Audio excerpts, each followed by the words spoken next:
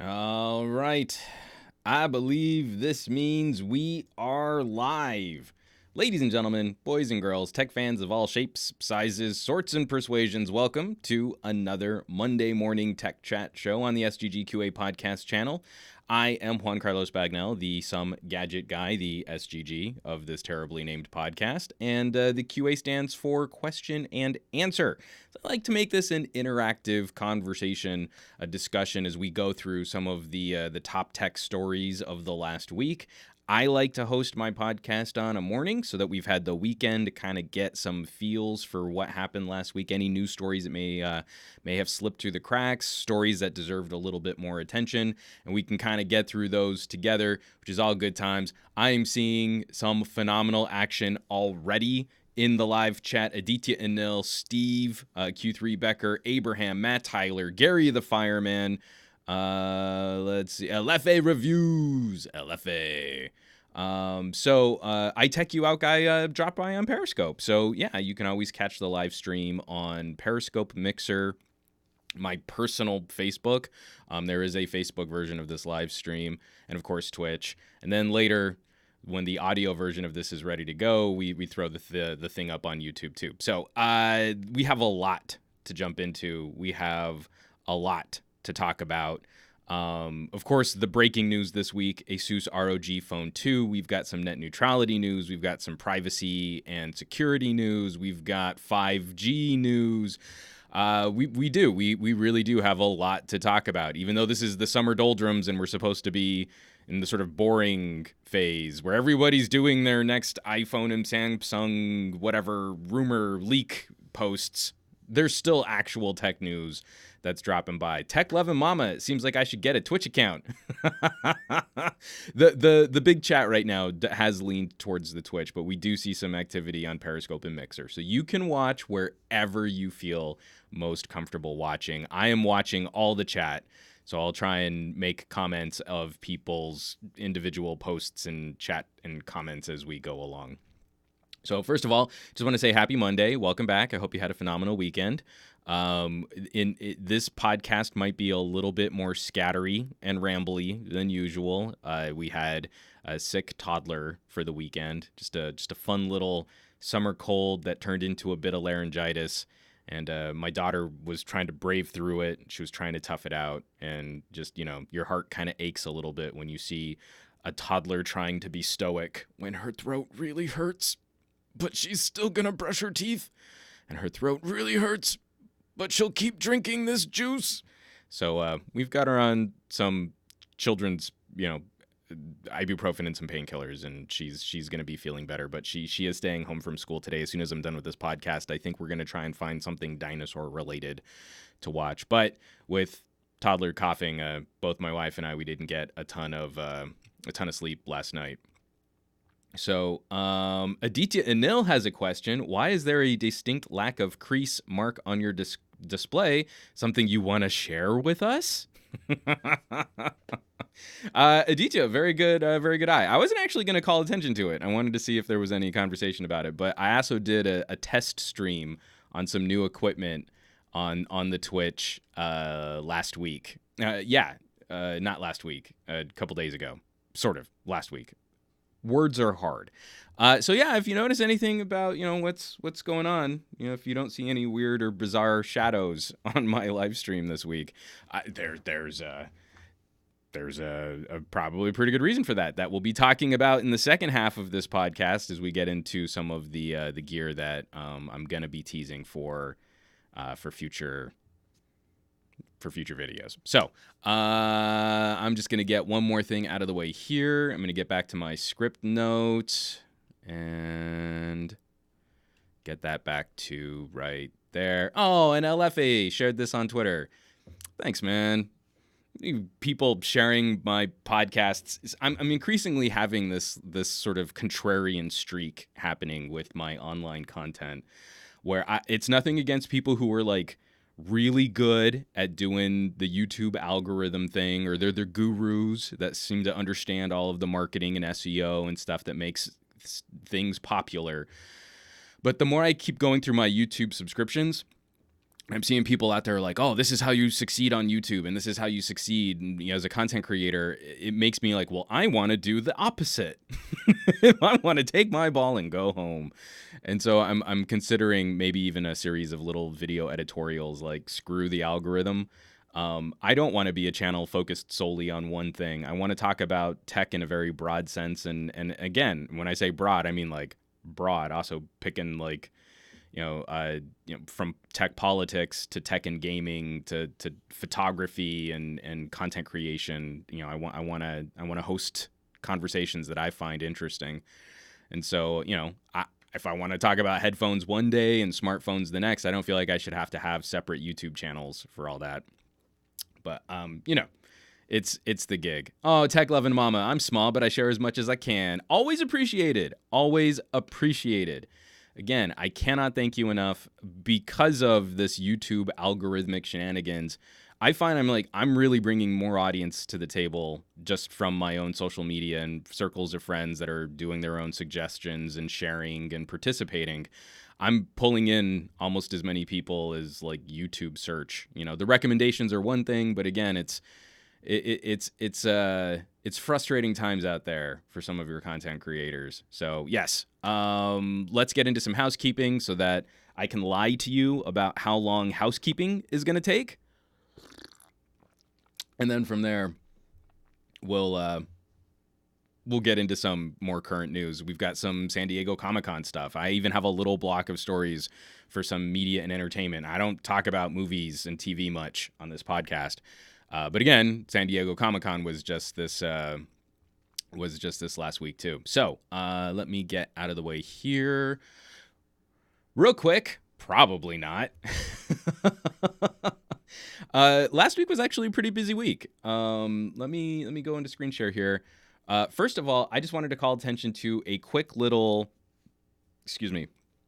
a viewer question video that I put out there. Again, I'm really trying to get feedback here. This wasn't about creating some kind of gotcha video, but I wanted to follow up on an editorial that I wrote about the Pixel 3a, where I'm getting real frustrated that the Pixel 3a, a lot of the commentary still seems sort of leveraging it's for covering the basics, as some sort of like backhanded compliment. Like, it's good that you spent more money on a more expensive phone. So don't worry, the Pixel 3a is not for you. It's for other people who don't need to do very advanced things. And then those are the same tech reviewers who don't do advanced things on their more expensive phones. I'm struggling with this concept. I'm struggling with how we're producing commentary right now, and I miss some of the older, like deep dive, just hands on a table, handling a gadget style of tech reviews. Again, I'm rambling. I'm very sleep deprived. So I wrote this editorial a while back just saying, there's a lot going on here. You should not be discounting mid-ranger chipsets, and I really want you to look at your own usage. I really want you to look at your behavior. And if you're a tech enthusiast, I want you to audit yourself like you probably ask your family and friends to do. Like if a family member comes to you and says, hey, what cell phone plan might be right for me? You're probably savvy enough to open their phone's, metering usage app. Like you could be going to an MVNO, saving money here. You could be doing this. You could be doing that. But then you talk to tech enthusiasts and their own personal purchases start to become just as emotional. They don't audit themselves like they ask their family and friends to. Again, geeks are just as emotional in purchasing things as average consumers are. We're not special. We're still evolved primates to that degree.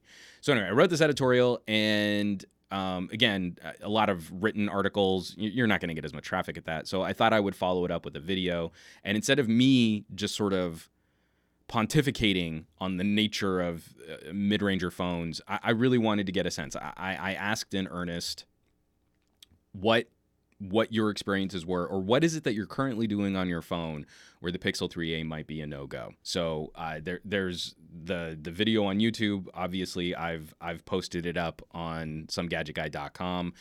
You can go to my YouTube channel, but I've been getting some great responses in there. So I think I'm going to do a follow-up video the end of this week. And again, I want to make sure that my feelings on technology are roughly on the pulse. But you know, when I can pick up a $400 Pixel that you can often find for less, again, I'm not impressed by tech reviewers who point out how cheap a phone on sale is, but then they only talk about the Pixel 3a full retail.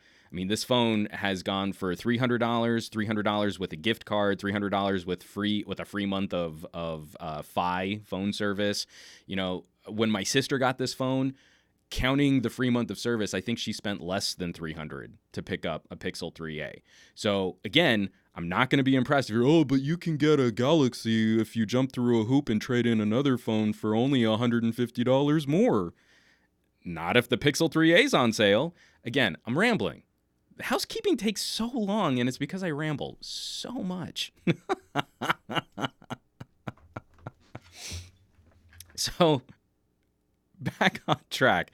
I would hope that you would check that video out. Drop some comments because I am genuinely and I'm earnestly trying to get a baseline. How many people are really doing advanced enough stuff on smartphones where a mid-ranger phone would honestly hold them back?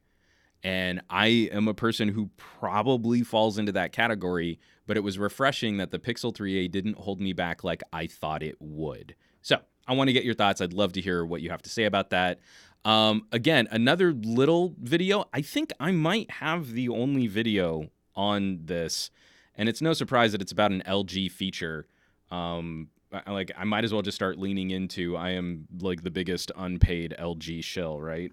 So going back into screen share, this is one of those things. If it's an Apple or a Samsung, you get tons of videos on every single little micro update or feature that gets added to the phones. When I do a video on LG, people get real cranky that like I'm deigning to talk about LG trying to do something competitive.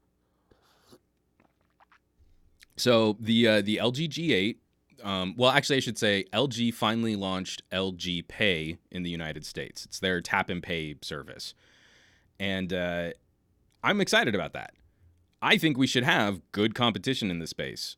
I always thought it was frustrating that Google Wallet back in the day got stomped on by the carriers. We've got a net neutrality story in this morning lineup. But again, the ISP's ability to control what services we may or may not be able to use on our phone. That's not directly net neutrality, but again, it shows it shows the amount of influence that can be leveraged by the companies that control our access to the internet on what services we're allowed to use.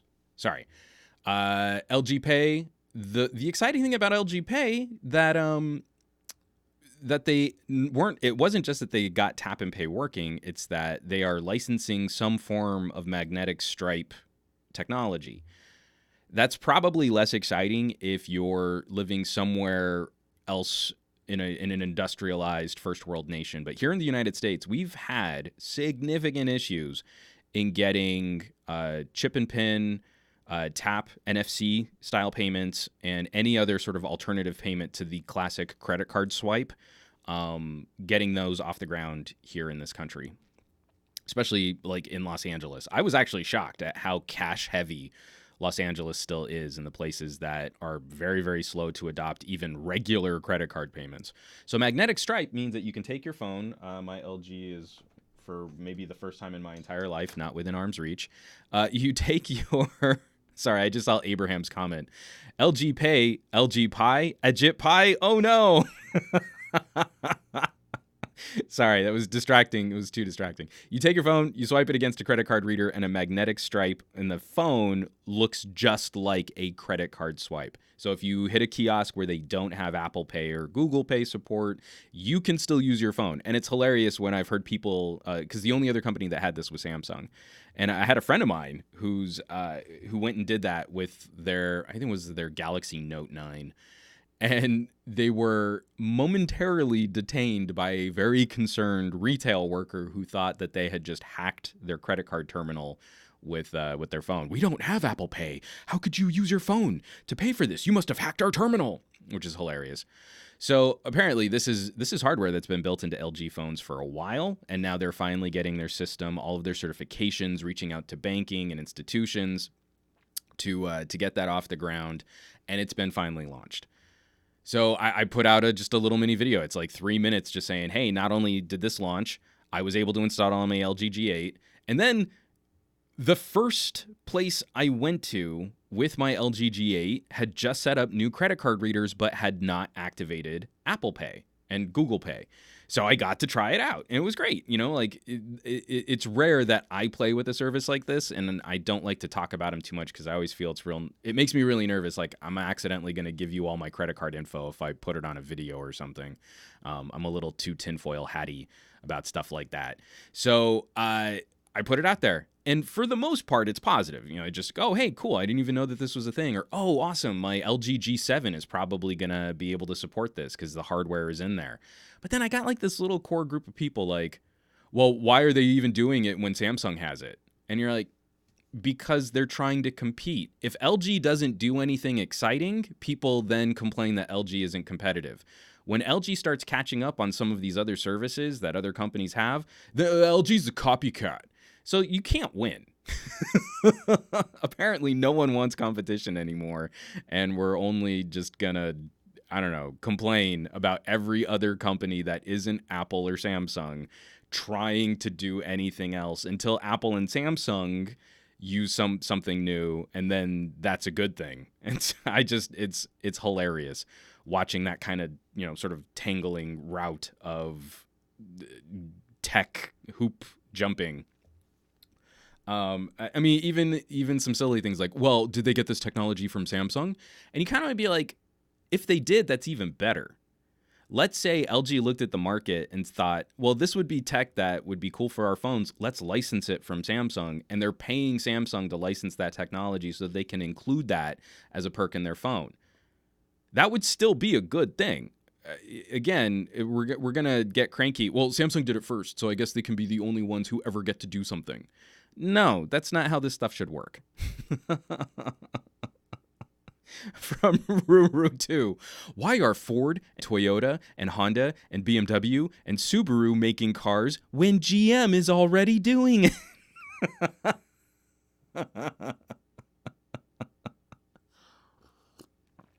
Oh, hilarious. I needed that. That was good. Okay. I've got... Oh, I only have one last little bit of housekeeping, and this isn't going to take very long. Okay, cool.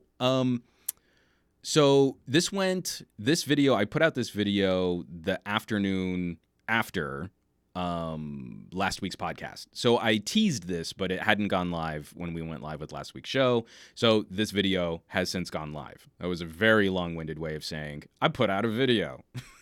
This is going to be a fun podcast, guys. I'm sorry. I'm catching everyone's comments and be like, Kiwi Mad Dog 420. Why even breathe? From Webster RC. Ford did the assembly line first. Matt Tyler. Lies. Oh, every time I get to do this podcast, you all instill me with fresh new hope for the future of our species, because it's a long week in between where we get hammered, and I really don't know whether or not we're going to make it. Yes, I put out a video last week because I totally dropped the ball on a product. I teased this in last week's podcast, but just to reiterate, I try to spread out reviewing a product now. I do not like... I personally just don't enjoy putting out the one monolithic review like a week after a phone comes out. I very much disagree with the kind of commentary where if it's a popular product, if it does well for search, it will get regular videos around the community. But if it's not a popular product, then reviewers only use it during embargo week, and then it vanishes. You'll never hear about the follow-up or what that thing can do after that first rush of reviews, which I think we're in danger of with one of the phones that we're going to be talking about this week that got revealed this week. So when I got my hands on the Huawei MateBook 13, I had every intention of doing sort of broader, longer-term coverage. I wanted to do a specific video just talking about content creation, using a thin and light portable notebook for video editing. Wanted to do something more talking about gaming. You know, this is one of those lower power Intel chipsets, but it does have that little low power dedicated NVIDIA graphics chip. I completely dropped the ball on that. Then we went through all of the Huawei political drama. I wasn't really sure what their product lines would look like. We still haven't gotten good news on Huawei recovering, but I felt like it was worth going back to correct my misstep. I really genuinely enjoyed using this laptop, and that I feel was worth the conversation. So the MateBook 13 long-term review is live. You can catch that on SomeGadgetGuy.com or on my YouTube channel. And it's combining what would have been two other shorter videos. Not only my long-term experiences using it, how it's aged, some build quality issues that might be concerning to some folks, but then also how it handled video editing and rendering, and what it's like using this for gaming. And I think laptops are probably going to be challenged sooner than most laptop manufacturers think they are. I got into some fun discussions with the folks at Gigabyte and some of the guys at Asus, and none of them really seem to have ARM chipsets on their radar. So if you're watching this and you're super into tech, I mean, I really want you all to be ahead of the curve. There are very specific instances where a phone from last year is savagely competing against $1,000 Intel quad-core dedicated GPU laptop. And we're just lacking some software to take that even further. So that in this video, you can see some very specific examples. It's not oranges to oranges. It's not a completely fair comparison for the software on the laptop, but there are some advantages to looking at more streamlined software and some of those usage scenarios, battery life, charging, the flexibility of what we can do on phones now. Some pretty cool stuff. I mean, really, really cool stuff. And if you like being kind of ahead of the curve on tech topics, I think in the next 3 years, those of us who enjoy this idea of mobility will look back on having a dedicated laptop versus doing everything from our phones as kind of a funny little transition time. But yeah, I was sitting down and like, oh, well, you can't compare because of the storage concerns, and then you have different types of processing power, and then you've got these different thermals and envelopes, and you're like, I don't think any of that matters. I really don't. And if you're talking about legacy software, that is going to be an increasingly devalued reason why you stick with one platform. Even Microsoft is trying to get away from their own advantage of legacy software. So, yeah, MateBook 13, a lot of commentary built into that review too. So, let me get this back out of the way here. I can go ahead and kill these in my browser. That was housekeeping, and I beat my estimate for housekeeping by 5 whole minutes. Let me get a drink of water. LFA reviews. Look at how the A12 Bionic can smash through 4K footage workflows on an iPhone or iPad. Absolute, and the A12 Bionic isn't even being leveraged to its maximum. If you're looking, well, I should say, if you're looking at the A12 on a phone, Apple throttles that pretty hard. There really haven't been substantial performance improvements since the A9. And A9 phones and a lot of Apple first-party software will continue to sort of bench about the same if you're timing stuff like that. But even with that as sort of a disadvantage for an iPhone, my iPhone is capable of outperforming my $1,000 laptop in a lot of these sort of head-to-head comparisons.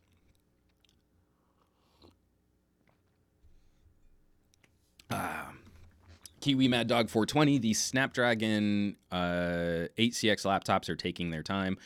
I don't know if Windows on ARM is really going to be the thing that moves us over, but I think it will be one thing that moves us over. I think iPad OS is going to be a good move for Apple fans in that they still refuse to give us an iBook. If you've heard me on this podcast, I want the iBook to return. I want a full laptop clamshell, proper computing layout. And just it runs iOS. Well, that's kind of what iPad OS will deliver. The other obvious thing to point to is, of course, desktop mode on Android phones, where it even makes iPad OS sort of suspect. Like, why have a phone and a tablet and a laptop and a desktop when you can just have a phone, a couple specific cradles or docks, and then a proper workstation. You know, like the humongous computing advantages of a full-on workstation when I'm sitting in my office still totally makes sense. And I don't think this is going to upset, say, high-end gaming laptops, because then you have a very different conversation about portability and power. You're not looking at the thinnest, lightest, easiest to travel with device. You're looking at sort of a mobile desktop. And so if you add 2 or 3 pounds of weight just on the laptop itself, and you don't mind being tethered to a wall outlet, then that's still going to make more sense than trying to do everything from your phone. But anything below that power envelope will be well handled by most modern smartphones today. And the thing that's going to hold you back is really just customer legacy software. I write all of my scripts in Microsoft Office, and the mobile apps have been phenomenal for that. I only have a handful of spreadsheets that have formatting, but thankfully they all translate well over mobile. The mobile app for Excel does great for that. You have all your Google Docs support. And then, again, you should check out that MateBook 13 review, because I do some direct head-to-head comparisons, things like video editing and rendering, things like gaming, that sort of idea of spending a lot of money on a nice laptop, like $1,500 on a nice laptop, kind of, that's going to fall apart. And like I said, I was talking with some laptop manufacturers. They did not seem to think that it was as big of a threat as I was making it out to be. And I would say something like, yeah, in that 3 to 5 year window. Well, I mean, people today, what they're doing is like, that's not what I said. I said in like 3 to 5 years, because really what we're waiting for is software to catch up. But if you had a Snapdragon 845 in your phone right now, and you could host some kind of desktop mode, you would still be giving $1,000 laptop a run for its money. Oh, from this is a good question. From MPCRSC562 on Mixer. Have you started or completed your new AMD build yet? I'm on it right now. I am still working out the motherboard issue. So what I might do is just a standalone video, because I recently swapped out my GTX 1080 for an RTX 2080 Ti, and that has actually delivered some surprising benefits for video editing and rendering. So I might do a standalone video just on that, but Threadripper has proven to have a few teething pains that I might not be able to sort out until we get new motherboards. There could be something up with the memory controller on my chip, or there could be something up with the current motherboard that I'm on. The first motherboard I had wouldn't post. It had one of the bad sockets. It's complicated.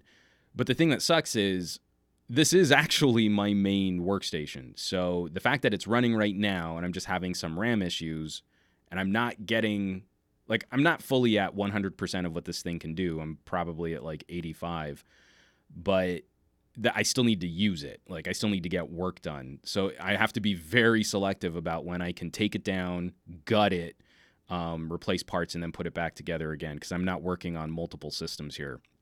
Though I still, like, maybe what I should do is reach out and like, hey, Corsair, can you send me one of those really awesome little mini workstation pre-built deals? And then I could just gut this thing and spend some time on it. That's why I've been in a holding pattern where this build should have been done months ago.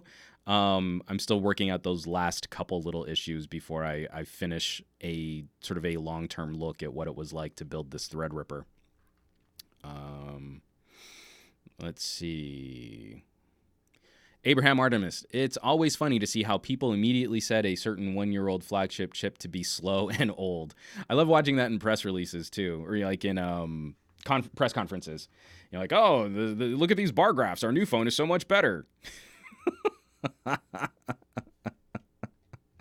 It's hilarious. Kiwi Mad Dog 420. Threadripper based on Zen 2 is coming. One's gonna get sweaty. I mean, all the Ryzen stuff has been incredible. I don't know if I can't sort out this 2970. You know, like maybe I might have to downgrade to like a 3950. Lose some cores, but then hopefully improve some system stability and get some PCIe 4 future proofing going on. All right, folks, let's get into some news. I've got a little trio of stories here, and probably one of these we're going to spend some time on. First of all, if you've been paying attention to movie box office scores and rankings, the re-release for Avengers seems to have worked, as Avengers Endgame is now the highest grossing, the biggest box office of all time. And as true to form, it's sort of a tradition in Hollywood where when someone takes the crown, whoever had it before does some kind of celebratory post, congratulations. And so James Cameron, being the class act that he is, did this cute little congratulations graphic with Tony Stark's armor sort of encountering those little like wispy firefly willowy things from Avatar. So that's really sweet. Again, what I think is kind of funny, I mean, there was so much traffic, you know, people were tweeting about it. I put out, oh, hey, you know, look at that tweet, you know, oh, Avengers beat them. And like people got angry. Oh, I can't believe they just did that cynical cash grab. Like, oh, the re-release was just such a gimmick. I could have sworn that Avatar also had a second release in theaters at some point, or that it's been re-released in theaters at some point. I have to believe that did happen at some point. So yeah, I'm pretty sure. I think we're all pretty sure that that Disney put Avengers back out because they were so close. They put it out to try and take that title. But it's not like movies haven't ever done that before. So, but yeah, a lot of people are commenting Disney beating themselves. A Disney movie made more money than another Disney movie. From Ruru 2, Avatar and Titanic have been re-released in theaters multiple times. From Steve, I heard that Avatar stayed in the theaters for 10 months in total. So yeah, I didn't really feel like if there are things to complain about Disney, I didn't feel that this was the thing that was really gonna make me wag my fist at the internet. Let's move on to better news. I'm a big sci-fi nerd. I'm a huge Star Trek fan, but one of my favorite sort of sci-fi TV anthology storytelling shows, the Orville. And the second season of Orville got pretty good. Some inconsistency in pacing and tone. I'm going to look back on season 2 of the Orville as the transition season, where the show was billed to us as the wacky hijinky crew in a Star Trek-like universe.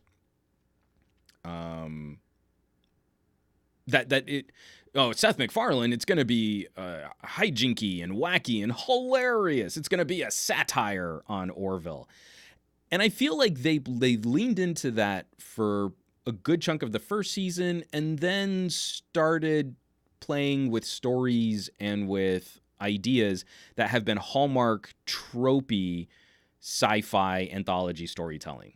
It reminds me of that explosion of shows that happened in the late 90s that were all trying to be sci-fi Star Trek adjacent. You know, you'd see the success and the popularity of a show like a Babylon 5, and, you know, you'd see like a show like Andromeda or Earth, Final Conflict. You know, all of these other, they didn't really make it to network. They kind of went directly to syndication style platforms.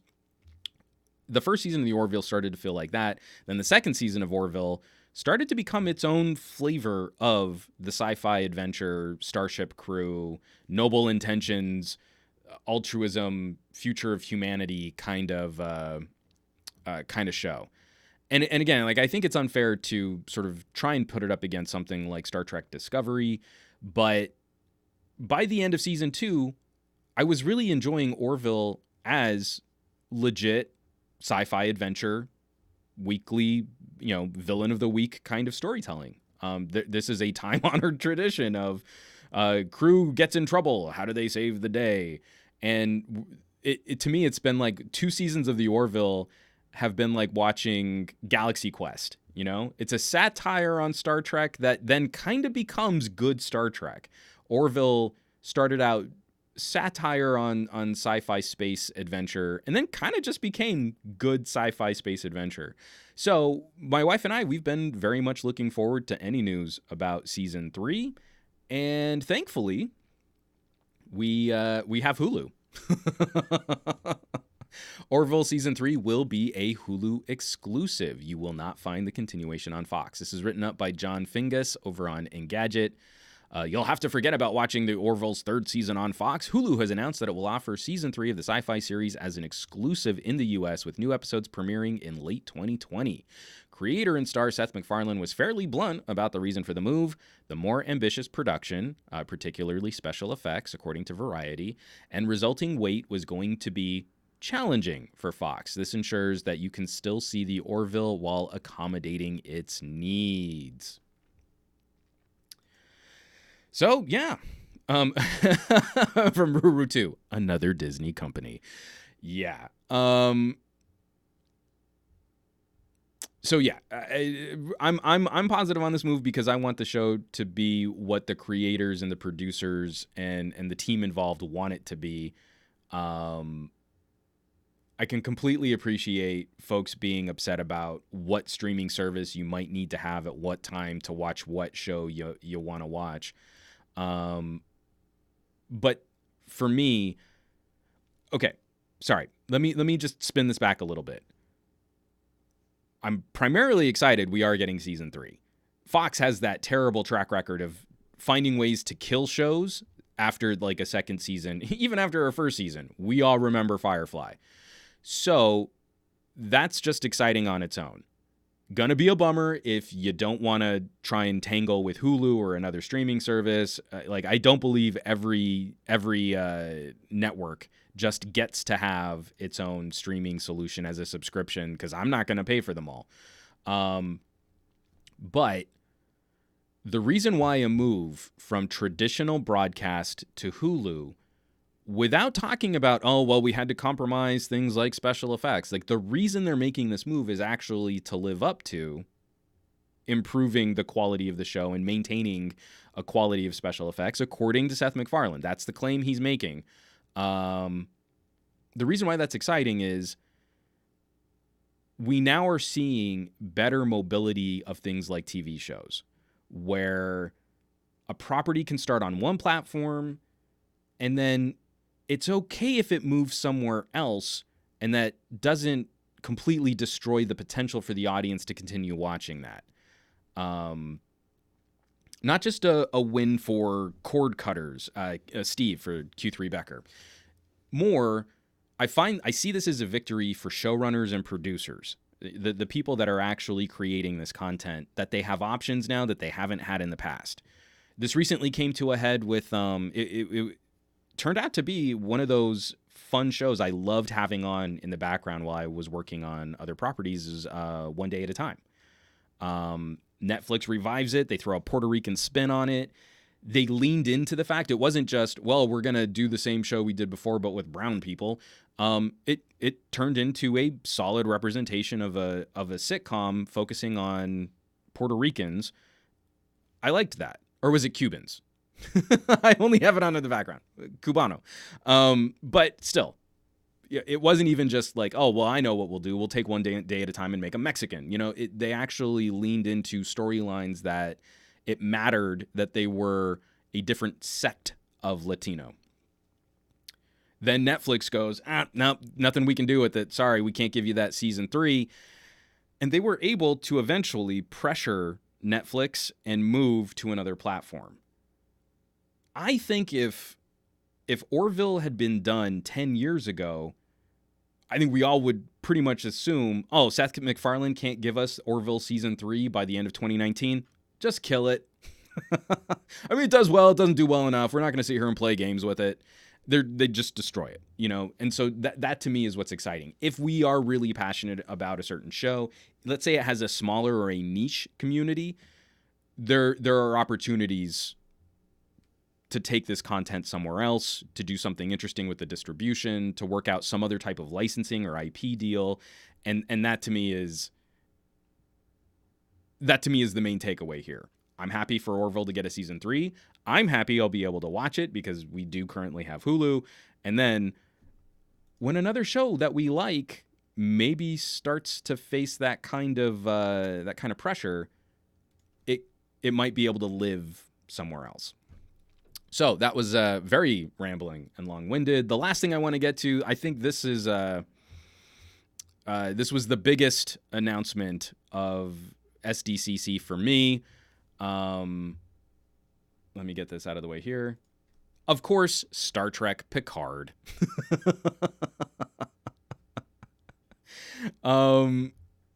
Yeah, I'm not going to play this trailer because I will at some point upload this podcast to YouTube, and I don't want to have to cut it out. I'm very skeptical of CBS's current ownership licensing of Star Trek. I've struggled with Star Trek Discovery. I want to like it, and as I try to catch up on it, I don't really like it. And it's not that it's bad or that it's, it's got amazing production value. Every episode is a mini movie. You can tell CBS is trying to push something here. But the thing that kind of bothers me is an inconsistency in tone and storytelling. And I miss when Star Trek was a bit soapboxier, not in more in a sort of a collaborative, this is the lesson and I'm black on one side and white on the other. I mean, this has always been Hallmark Star Trek fare, but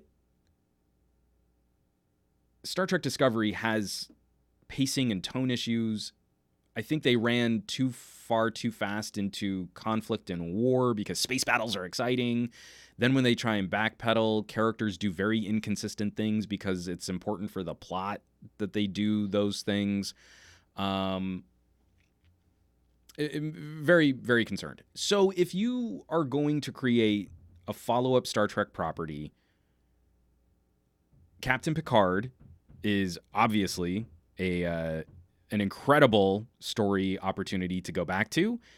And I think you could do something really interesting with this being maybe more of a controlled miniseries where you're not trying to make constant, like this show could run forever. This show could run for 9 seasons. You're just saying we have one story to tell. It has a beginning, a middle, and an end, and we're going to get there in 10 episodes. Taking a more of a Netflix idea for a season-long arc and then not trying to hammer us with, here's a little clue, here's a mystery. What's this hint going to be? I don't know. What could it lead to? Now we're going to do a fake show that does a recap where people sit on couches and talk about what we just saw. I don't think that flies anymore. I think you need to have more focus, and I think you need to have more restraint. So that's what looked kind of interesting to me. Patrick Stewart, Jean-Luc Picard, I'm gonna watch. It's a shame that Andrew Wallace isn't here because he blew up my Twitter feed with, oh, and did you notice this Easter egg? Or obviously we're talking about Borg stuff. And then also he had some theories as to the reveal at the end of the trailer. A character comes back. Again, it was pretty funny because Andrew Wallace is probably my next biggest Star Trek fiend friend. And we've gone down some pretty big deep dives talking about Trekdom. But there's potential here. Am I confident that CBS is going to execute that? No. But at least if they minimize the expectations of what they're trying to accomplish, then actually that could be a bigger boon for Star Trek in general. From Abraham Artemis, I may not follow Star Trek that much, but Next Generation was the perfect series for people to get into Star Trek. Matt Tyler, Picard is an icon and a legend. From Ruru 2, the girl in the trailer is a Borg queen. Dun dun dun. From Steve, where's the trailer reaction collaboration with Mr. Mobile? It would just be nice. It would be nice to get back to that next gen flavor of character driven Star Trek. I would be all about that. And of course, obviously, that's me. That was the biggest story for me. The other big story, all of the crazy Marvel news. We caught Blade is going to be coming to theaters. That makes me very happy. I love that character, and I don't think Blade gets enough credit as the superhero movie that created the superhero genre as we understand it today. It's Blade and Sam Raimi's Spider-Man. Excuse me. And without those two movies, superhero movies wouldn't really exist today. From there, we've got news on a new Thor. Natalie Portman finally coming back to a Thor movie. Apparently, they found something interesting enough for her to do that she would want to come back to do another Thor movie. If you've been following the comics, it shouldn't be a big surprise. She's probably going to be picking up the hammer. And then just all kinds of news on other properties that Marvel's going to be leveraging. The Eternals. I'm just doing this off the top of my head. I don't even have notes up on this. So yeah, interesting to see that they're now starting to talk about next phase. And I hope they give us some time to get acclimated to a post-Thanos Marvel world and that they don't just start running right into, this is, it's going to be Galactus. Because I want to spend some time enjoying some of these characters again and then enjoying them when the stakes are lower. I'd love for Marvel to get back to telling smaller, more focused stories about some of these characters. And that not every single movie has to raise the stakes. I mean, like, a movie like Ant-Man isn't the best movie ever. It's just refreshing because it's a bit more focused. It's this, it's a smaller. I mean, the stakes are still pretty high for those characters, but it's not like I'm gonna wipe out humanity by dropping a city on the planet like a meteor. Like I wanna find some of those in-between issues. For a while now, it's been the mega crossover event types of movies where, every movie has to feel like the culmination of a 2-year comic book arc that spanned 6 different titles. I want to get back to one movie just having its own contained narrative. Tease a couple big things, sure, that's always going to be a part of Marvel filmmaking, but let the movie be its own property without having to staple a ton of baggage. A ton of baggage across the entire franchise ecosystem. Matt Tyler, post Thanos, post Iron Man, post Captain America. Spoiler. Well, but that's kind of the point, like, okay, we knew we weren't going to get another Iron Man movie, right? Iron Man 3, that was the last Iron Man movie. But why not follow that up with, like, a military thriller with Rhodey as War Machine? Iron Man 4 could have been War Machine 1. There are opportunities to spend some time, smaller budgets, focused production teams, not making it everything have to end with that Disney cartoon battle? You know, like we've been doing even before Disney, Star Wars. Like, I kind of care less when it's one giant cartoon CG army versus another giant cartoon CG army. And we've seen, you know, the rank and file in Wakanda 3 times now.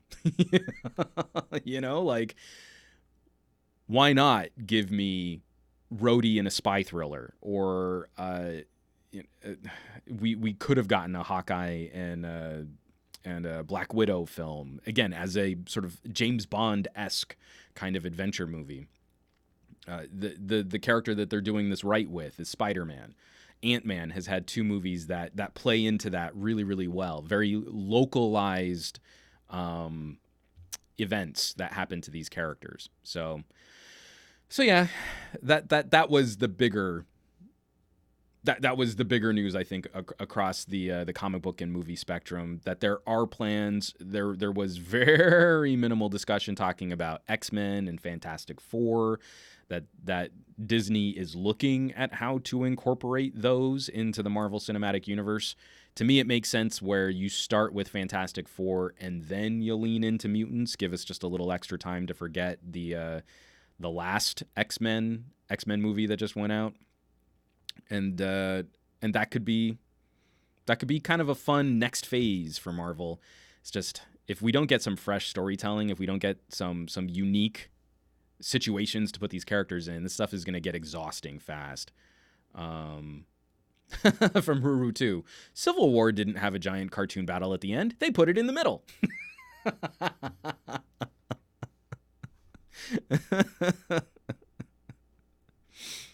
From Webster RC, there is a Black Widow movie coming. So we've seen some of the production art for that. But what I mean is, there could have been a Black Widow movie that was used to help fill in what was going on. They ended up doing that with Captain Marvel. Captain Marvel became one of those exposition movies that led into what we were going to see for Endgame. And you could have done that with Black Widow after Iron Man 2. Like, she could have led that. And we it's funny for how woke Hollywood likes to portray themselves. It took Wonder Woman being a success and then Captain Marvel being a success for us to lean into female superheroes headlining their own films. And I think Marvel could have done something really disruptive. You go in with low expectations, you keep the production super lean, but then you end up with a taut, lean thriller style movie. Like, imagine a Black Widow movie starring Scarlett Johansson, similar to what we got with Haywire and Gina Carano. So I love the movie Haywire. Gina Carano, a legit mixed martial artist, championship Thai kickboxer, and who's it? Soderbergh puts her as the lead in this movie. And really, the thing that lets her down is ADR. Like, she actually turns in a decent performance, but then all of her dialogue had to be replaced. And voice acting is hard, and she is not a good enough actress to pull that off. But if you had taken that same sort of spy thriller, she gets put into a situation that's bigger than she imagines, people turn on her, and now she's got to, through her cunning and her wits and the fact that she can do flippy jump kicks, then get out of the situation. And we could have had that on a very modest production budget 10 years ago. Well, maybe not 10 years ago. 7 years ago. Okay. Ruru 2. Instead, what we got was Salt and Atomic Blonde. I'm telling you, the reason why I love Haywire is because Gina Carano, as a legit martial artist, go watch that movie. It is not great. It's not some groundbreaking action flick, but the stunts are phenomenal. There's a scene. Gina Carano's running after some dude, and she runs like a Mack truck. I mean, she's just like pop, pop, pop, pop, pop, pop. It almost looks like a Terminator. And the stunts are so good because she's a legit fighter. So there's a scene where she's just sparring off against Michael Fassbender, and when she throws a kick, it really looks like she's kicking into a dude that's bigger than her and then landing that kick. It's awesome. It's a great movie. Love it. Steve, we need a remake of Barbed Wire. Oh, man, that's awesome. Day for Infinite One. Wonder Woman is a DC masterpiece movie. I still think it's the best movie DC has put out in this new canon. It's the only movie my wife and I still like in the DC cinema universe, which doesn't really exist anymore. MPCRSC 562 should be like the Wu-Tang Clan did with their solo group projects. Release the solo movies for the big characters, then the movie featuring the whole team, the whole clan. The model works. All right, folks, we got to get into some politics as we're getting into that hour. Thankfully, this is going to be a short story that I'm going to tackle here real quick.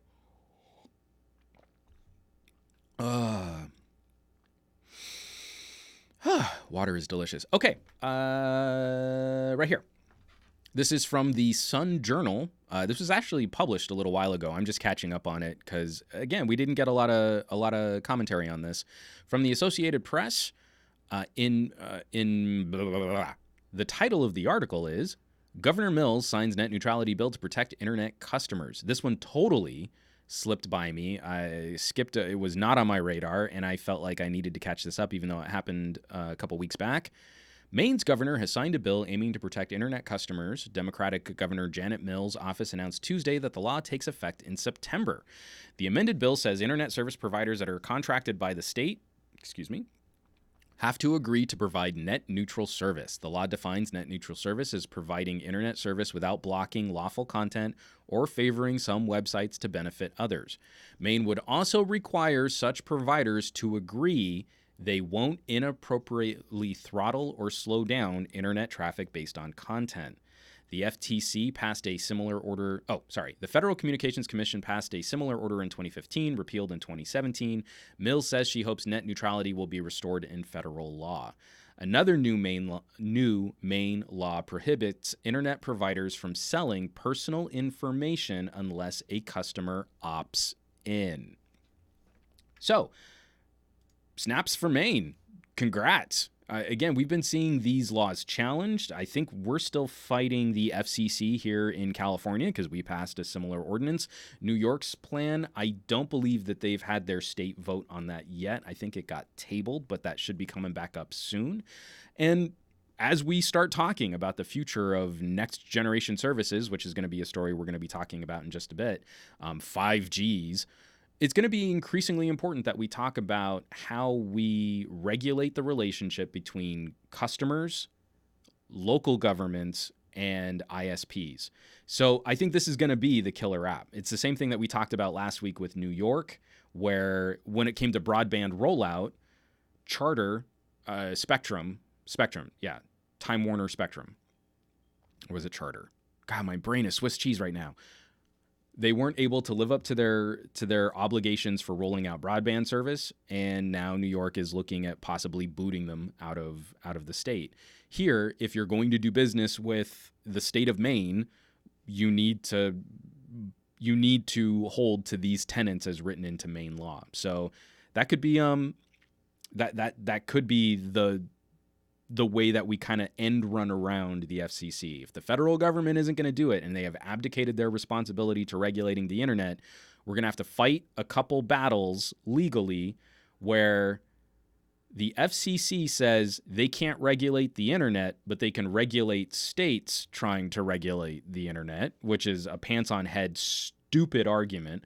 But once we get around that, then we should have some type of metric or some type of precedent to making sure that this can happen at the state level. And if you get California and New York on board, then the rest of the country kind of has to follow suit. You know, you can say, oh, well, you don't need to have neutral network traffic in Oklahoma, and then no one will want to do business in Oklahoma. Or I should say only ISPs will want to do business in Oklahoma. Gary the Fireman. Yes, it was Spectrum in New York. God, my brain hurts so bad. Of course it was Spectrum because Time Warner is still Time Warner Spectrum. Spectrum is still they're still in litigation for throttling gaming traffic. And the other one, and I don't want to spend a lot of time on this, but I do. I hope that you all are starting to read up on some of these privacy concerns. We recently had that whole explosion of whatever face tuning app. I don't even know what it was called. It just all of a sudden, aged photos of all of my friends started showing up on the internet. And then there was the immediate backlash where people were concerned about privacy, or if you use this app, you're giving your likeness to this company. And it kind of bothered me because I had a whole bunch of friends put my photo into the app to say, oh man, this is what you look, oh, you're going to be so old.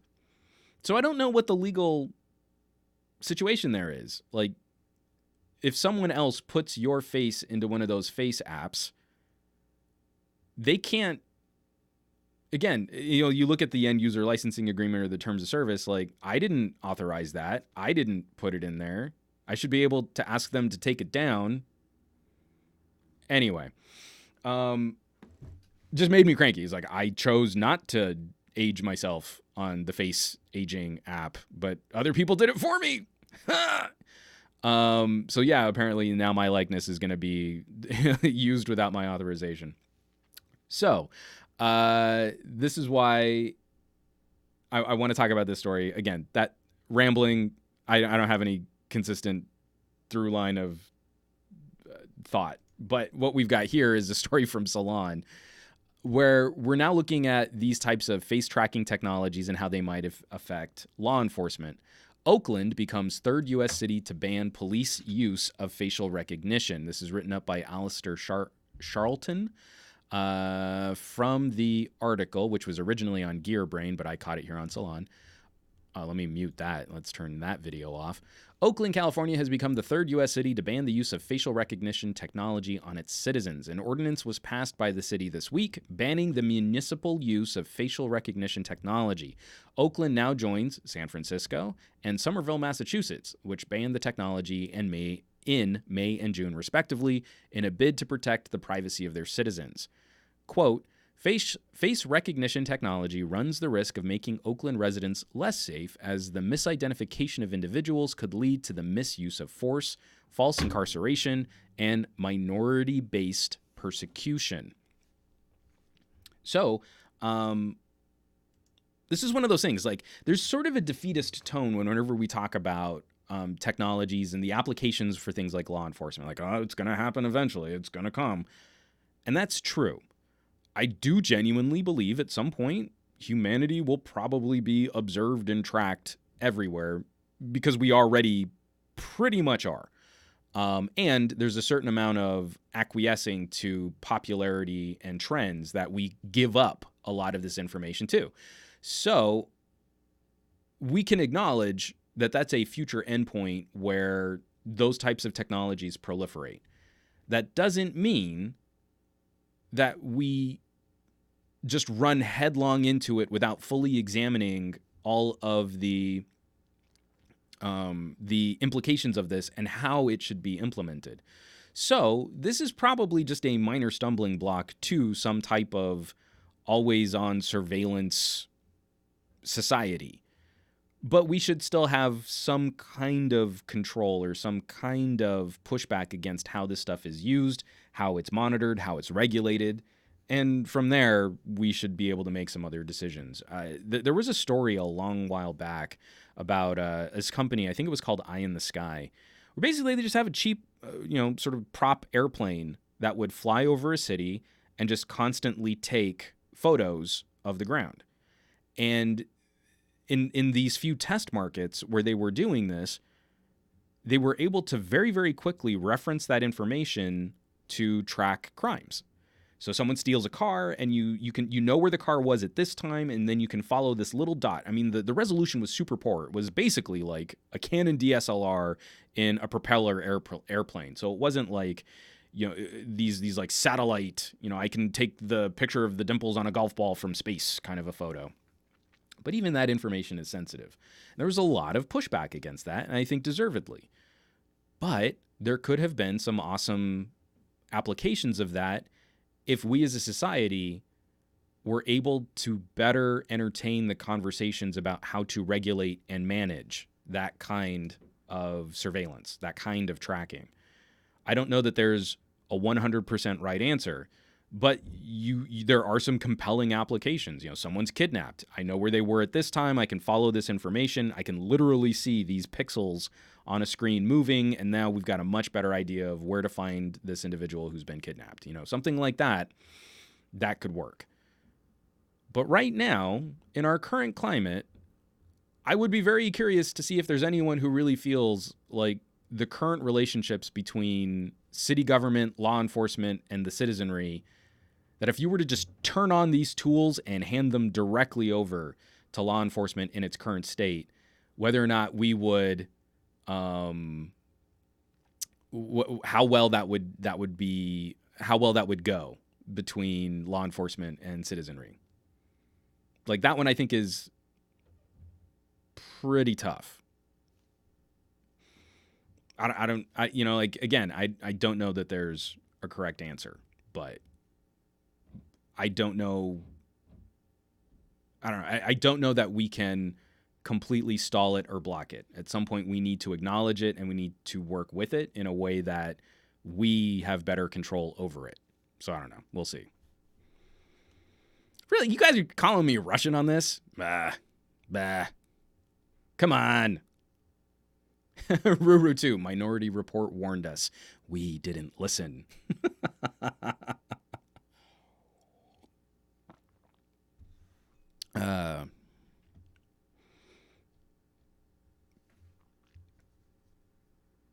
From Abraham Artist. You mean like humans should agree with each other and achieve something great like in Star Trek? Probably not. Oh, and everyone say hello to @FatProduce. Andrew. Greetings, fellow Starfleet officers. You missed my rambling expression of love for the Star Trek Picard trailer. So you just barely missed it, kiddo.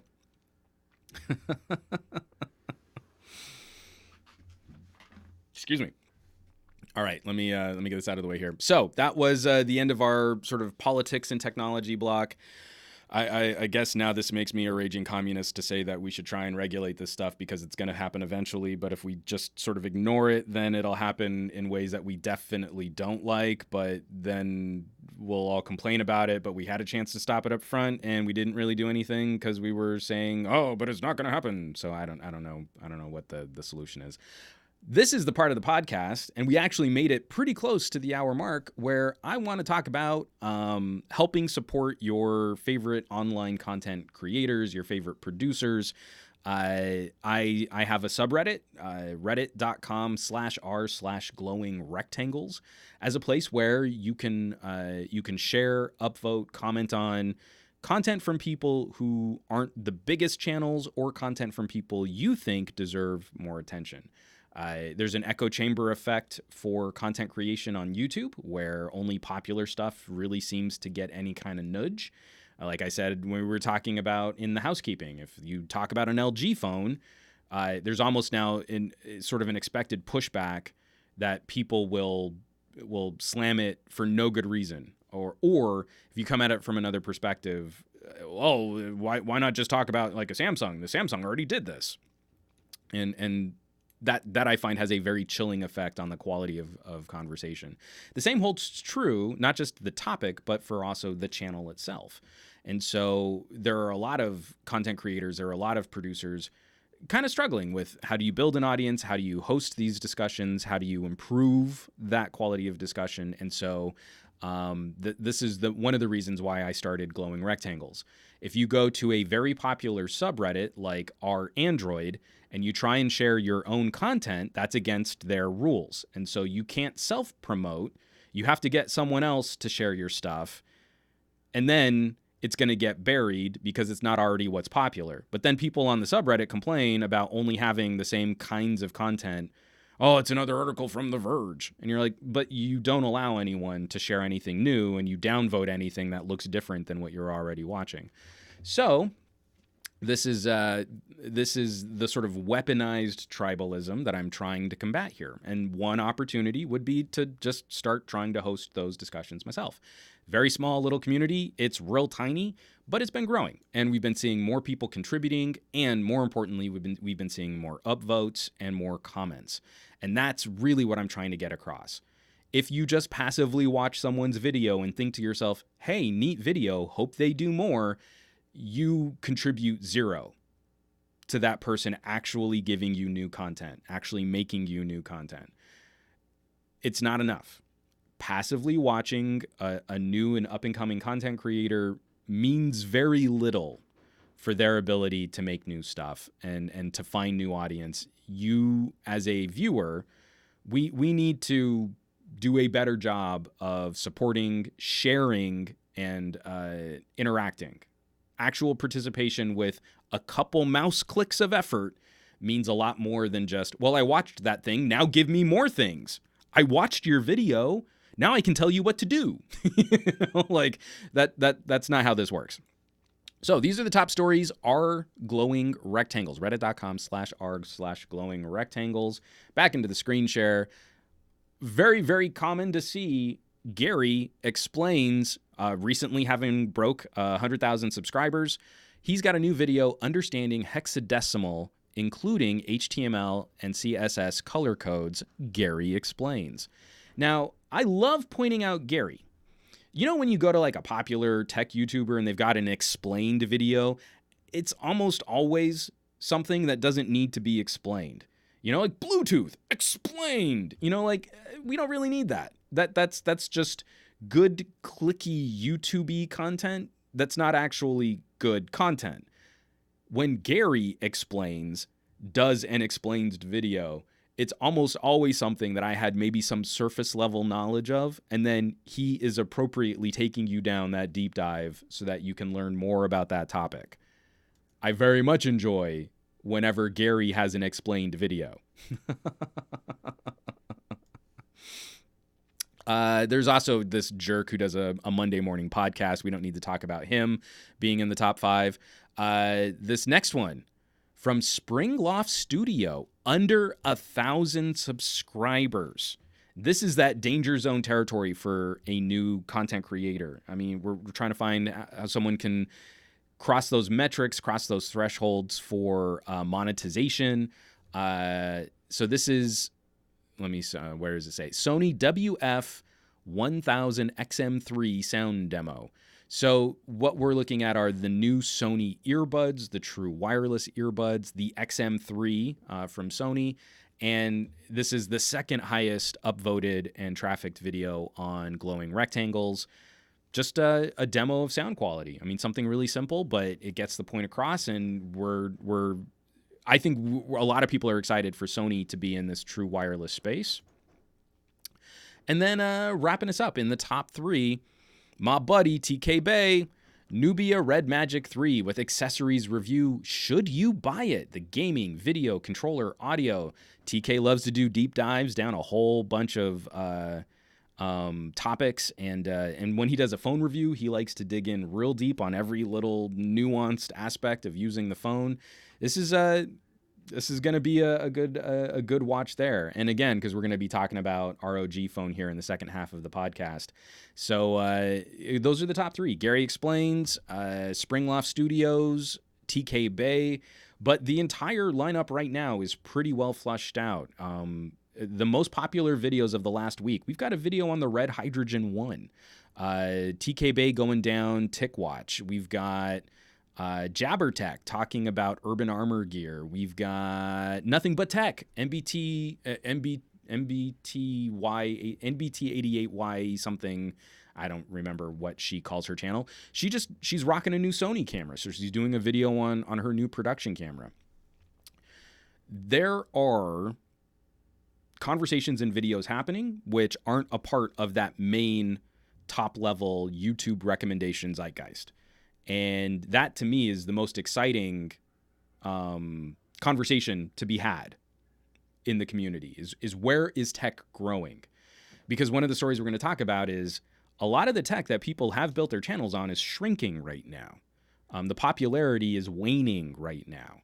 And if we don't have new voices in this space kind of pointing us in different directions and giving us different perspectives and points of view, then I think tech gets real boring real fast. From Matt Tyler, who is this one guy in the top 5? I wouldn't watch his videos.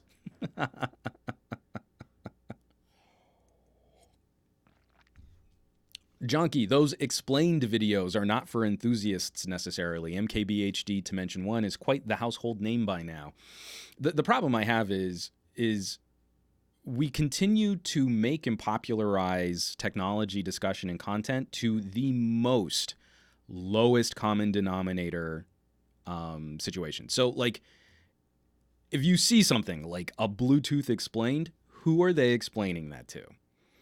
The momentum of a channel like that will pick up viewers simply based on the popularity and the recommendations of the channel producer already being popular. But that's zero effort content on a topic that my grandmother already knows about. So why is that getting pushed into my recommendations? Why is that getting leveraged into, well, you like technology. You'll love this video about someone probably getting a bunch of stuff wrong about Bluetooth. Like that's what I'm trying to work against. And here we've got examples of people digging deeper into tech topics, reviewing things over longer periods of time.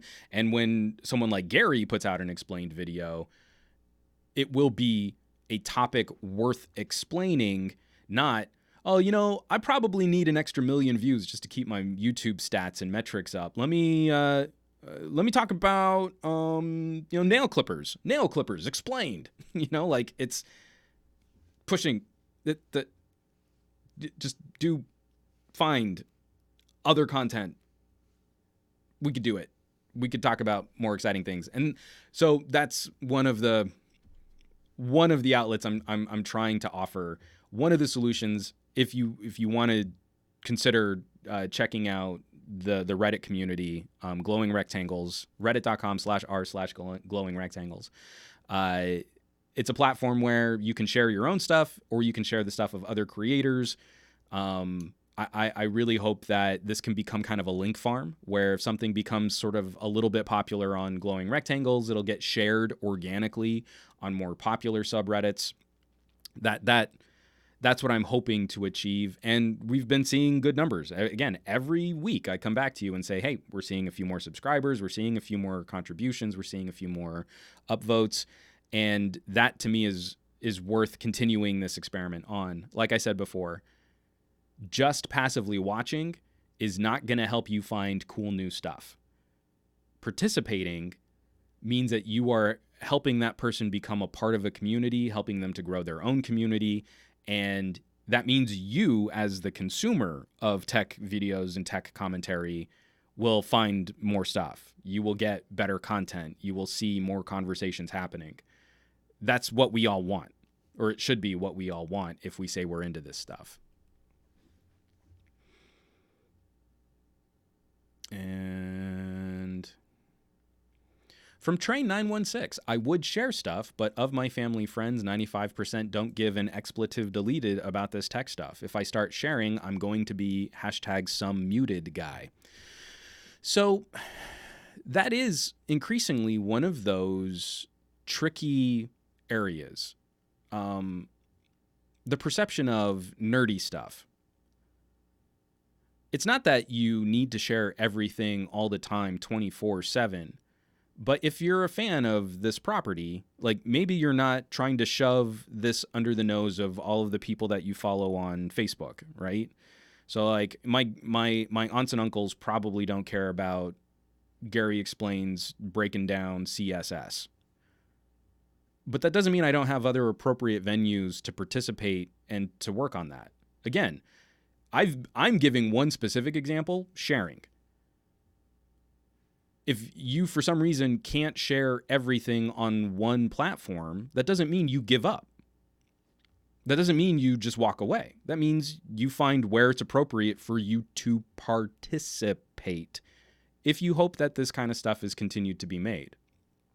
And you find those communities, or you find those again, look at this. So I'm talking about a subreddit where I'm trying to find appropriate places for new content creators to share their stuff. And let's say you can't share on Facebook. You could go to my Reddit, never upvote anything, but then look at this sound demo of these new Sony earbuds and go and share them on a subreddit dedicated to headphones. That will never affect your personal Facebook or your personal Twitter if people don't follow you or don't interact with you for tech, but it would still be an opportunity to help someone with under 1,000 subscribers who's making decent content find a way to maybe break through that threshold and start monetizing their content. It's just, do you care about getting new stuff? And I do.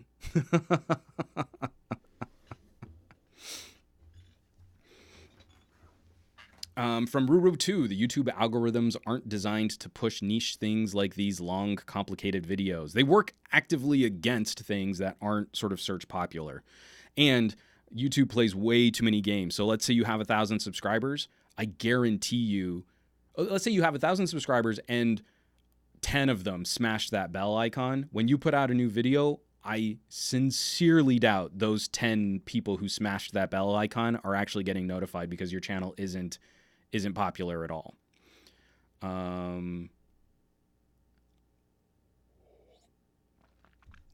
So that's the gig. The thing I'm asking isn't to completely upend your entire social media and technology life, but understanding this stuff gets hard and this stuff is tricky to maintain sort of a healthy work-life balance, and it goes away very, very quickly. I keep, I love trotting out this sort of chart of new person has an idea for some type of tech commentary, comes out with a video, maybe they followed up with a second video, they disappear for a couple weeks, come out with a third, they're gone for a couple months, and then the channel dies. Yeah, there should be some sort of proving ground, some sort of vetting, so that it's just not constant garbage or constant noise. But if it's a very passive one-to-one, like, oh, I'm only going to talk about this to one person if they ask about this one topic this one time, then you don't get more cool stuff. So that's what I'm asking is support your local YouTuber isn't. Well, I watch their videos every time they come out with a new one. That doesn't really help them very much. From LFA Reviews, participation absolutely helps. I was honestly surprised when I started seeing external traffic coming from Reddit. And that's from the headphone communities. Again, if you haven't subscribed to LFA Reviews and you care about audio, then you're missing out. You are missing phenomenal content. And the audiences that are now starting to follow LFA are now starting to share him more organically on services like Reddit. Not just, well, I know one person in my circle of family and friends who might be interested in a headphone review of one specific product. Cool, thanks. But there is entertainment value in watching all of LFA's reviews, not just the one product I was hoping to be educated on because I might buy it. His entire channel is entertaining. Now, we accept this from a YouTuber with millions of subscribers. Oh, I might not be interested in this topic, but I'll watch this video that this person put out because I'm interested in them. So that's the gig. I mean, again, a part of this is infotainment. So that's the game we got to play. All right, let's get back into some stories. And Tech Love and Mama agrees with me. So that means I'm on the point.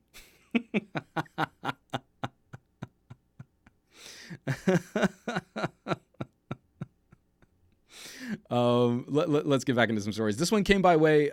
I don't give this Twitter pal of mine enough credit.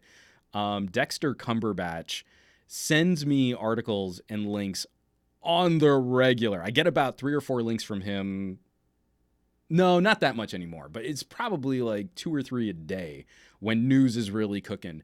And so not all of them make it into the rundowns of my podcasts, but dude is very helpful in helping me find some really great tech topics. So this one comes by way of the Wall Street Journal, by way of Dexter Cumberbatch.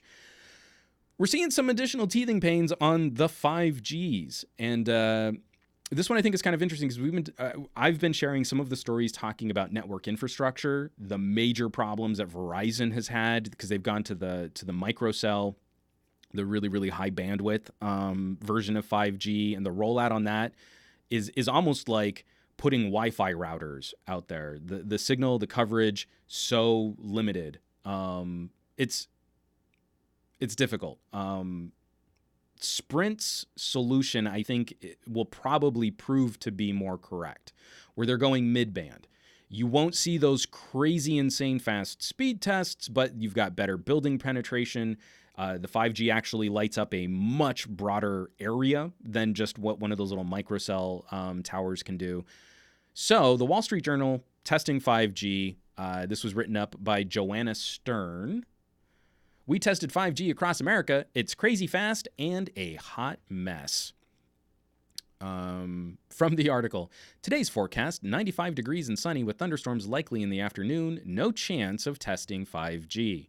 One of the biggest findings of my multi-city 5G review tour, the Samsung Galaxy S10 5G, is not reliable in the summer unless you summer in Iceland. When I ran tests, the phone's 5G often switched off due to overheating, leaving me with a 4G connection. Cellular carriers demoing or testing the phone have taken to cooling the devices with ice packs and air conditioners.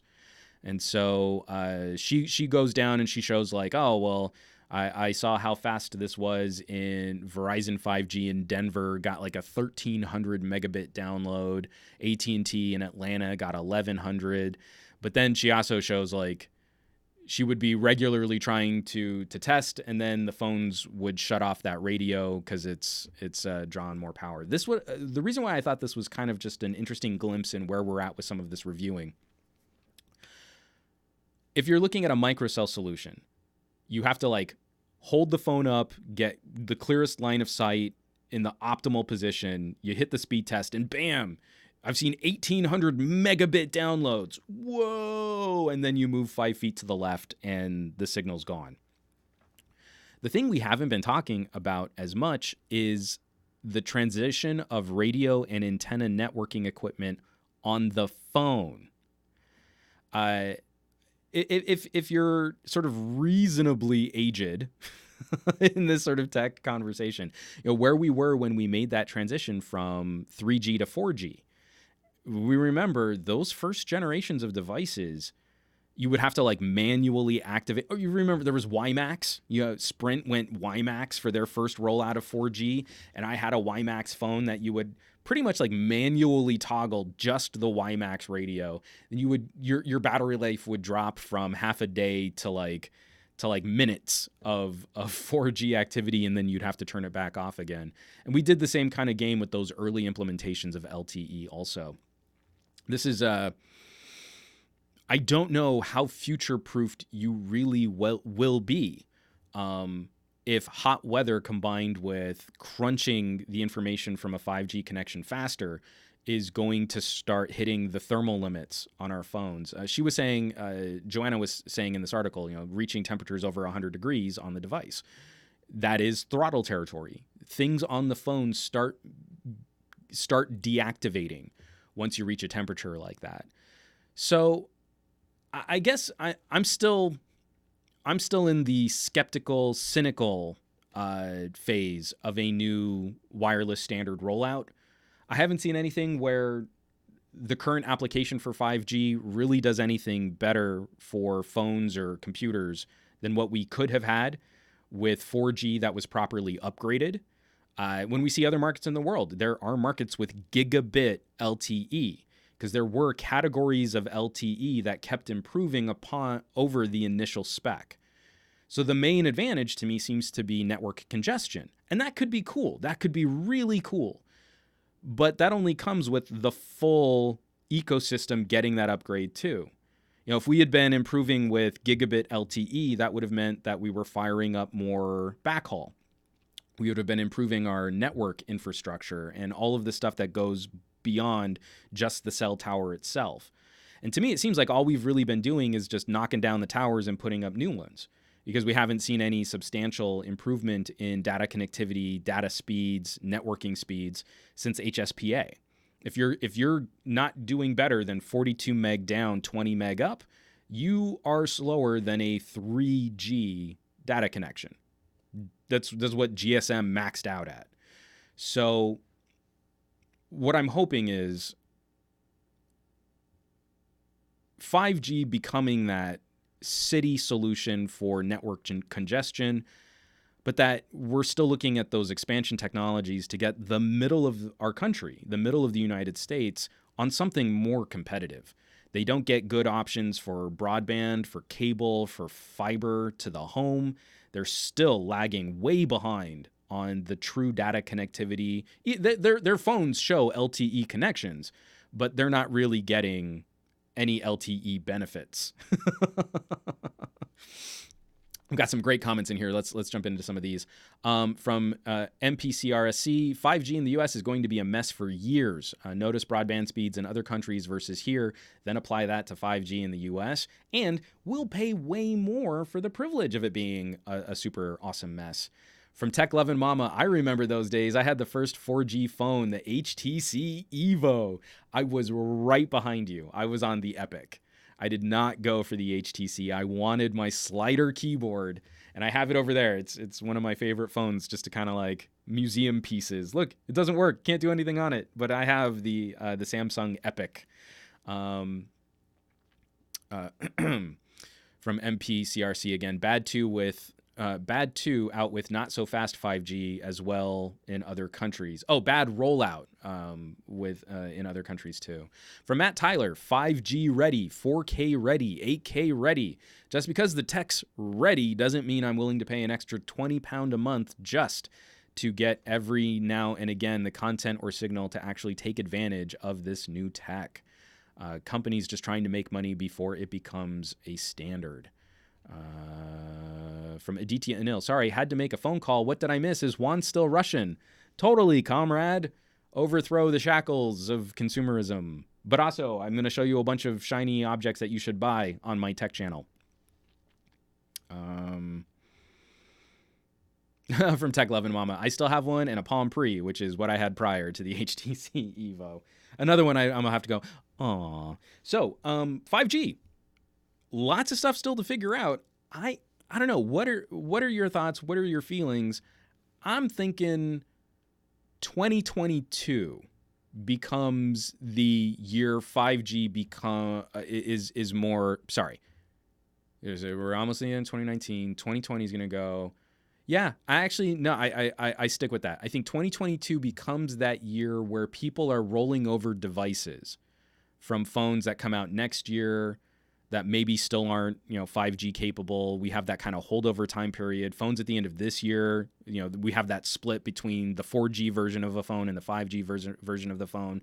And consumers are starting to hold on to their phones for 2.5 to 3 years.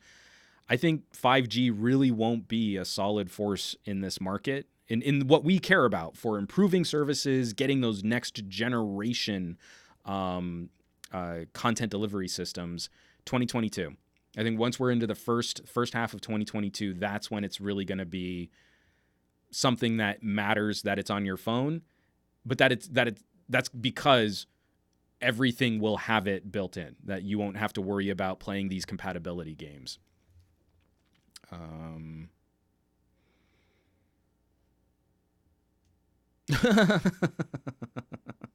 From MPCRSC again. I live less than 1,500 feet from a tower. I'm on T-Mobile using a OnePlus 6T. I walk to the back of my house and download speeds dip to less than 1 megabit per second. I want those fast LTE speeds.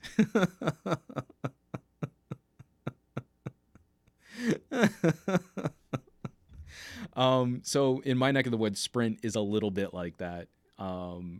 I did a driving test. I forget what device I was on, but I was just trying to track LTE. Excuse me. And it was hilarious where it almost felt like it was one block to the next. Be driving, get like a 40 meg download, and then cross the street, and it would drop to like 300K. And I'd go a little further, and again, I'd find another pocket, and like, I'm getting like 20 meg. And again, I'd like cross through an intersection. 400K. So bad. And Gary the fireman, John Legere is going to fix that. He said so in a tweet directly to me. Okay, so we've been talking a little bit about popularity, sort of the impression of a phone company or a manufacturer or a carrier, how we kind of get into these echo chambery circles. Some of the data that comes back out doesn't always reflect what it is that we feel is happening on. This one I thought was interesting. CNET is clickbaiting this harder than they should. But this is a data point that I think is worth talking about. So let me go back into screen share. This is from CNET, the article title, "More people are trading their iPhones in for Androids, study says." Quick drink of water there. Okay, so here's where things get gimmicky. This is from the article written up by Corinne Reichert. Fewer iPhone owners are trading in their old handset for a new Apple phone, according to a report by Bank MySell. The company, which lets you sell your used phone and upgrade to a new one, collected data from over 38,000 people trading in their phones since October through June to track Apple brand loyalty during the upgrade cycle. It found that 18.1% of iPhone owners were trading in their phone for a Samsung device in June, the highest level it's been in the study. Samsung loyalty was higher. Bank MySell said just 7.7% of Galaxy S9 users switched over to an iPhone, and 92.3% remained on the Android operating system. In comparison, 26% of people trading in their iPhone X moved on to another brand. So, this is far from an industry-wide trend. Because if we're tracking the data from a company, which it sounds like, actually, let me click on them. Let me see. What is Bank MySell? It seems to me like it would be, yeah, it looks like a Swappa competitor, right? If you pull up their website, it looks a lot like Swappa. The people who would be inclined to do business and to shop for products on something like Swappa or Bank MySell, I think they are more likely to lean that into that sort of tech enthusiast. They're a bit more tech savvy, probably more willing to just move between different devices, grab a phone, use it for a while, flip that phone, get something new. That's a very different type of consumer than I think your stock standard iPhone. I'm invested in the Apple ecosystem and Apple services. I think those people are pretty well different, and there is one community of people which is much, much larger than the other.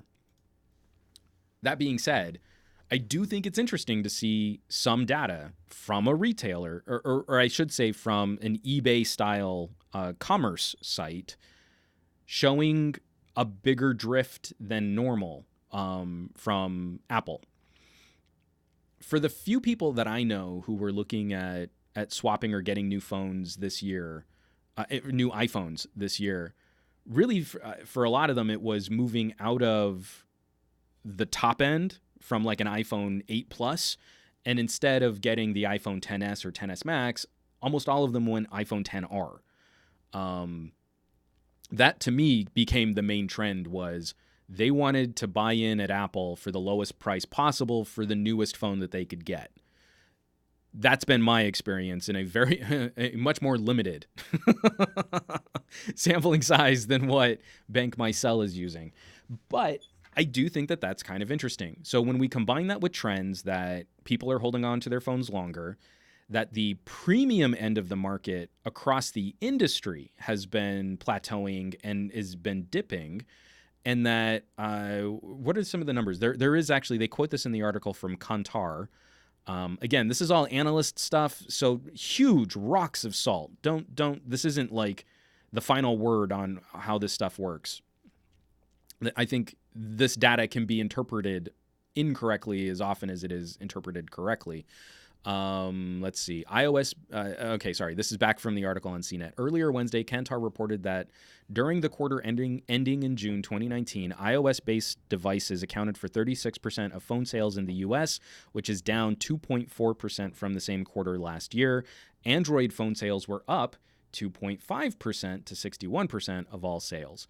So again, we shouldn't be too surprised because we know a new iPhone launch is on the horizon. There's always that sort of mid-year lull We've sort of exhausted all of the people who were upgrading their phones at the end of last year, the beginning of this year.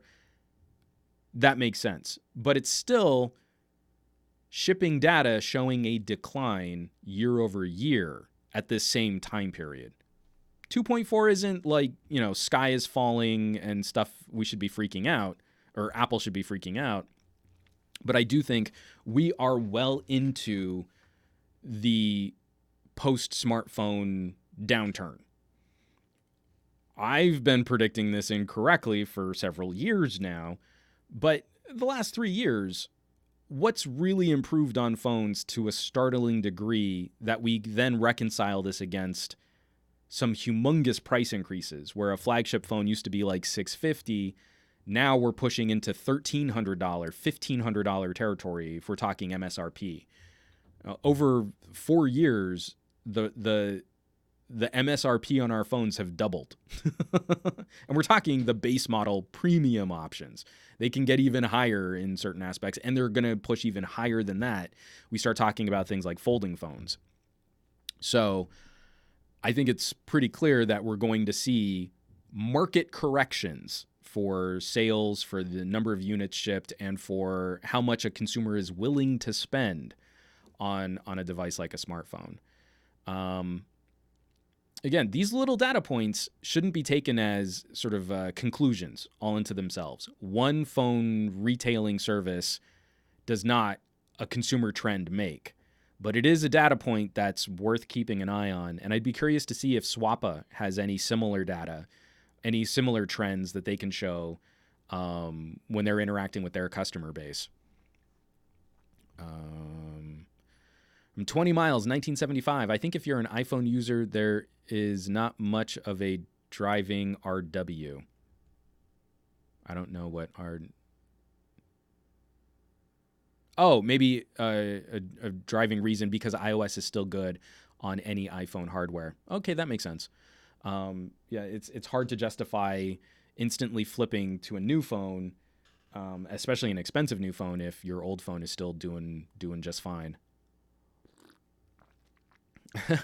Abraham, you mean Abraham Artemis quoting Apple? You mean people will actually buy stuff when it's cheaper? Man, we've been watching Apple do way more aggressive trade-in deals and pushing a bit more sale and carrier deals than in years past. From Matt Tyler, the premium range are all the same, bar some gimmicks. Mid-range is where the innovation is happening, weirdly. Matt Tyler, $2,500 foldable phones, LOL.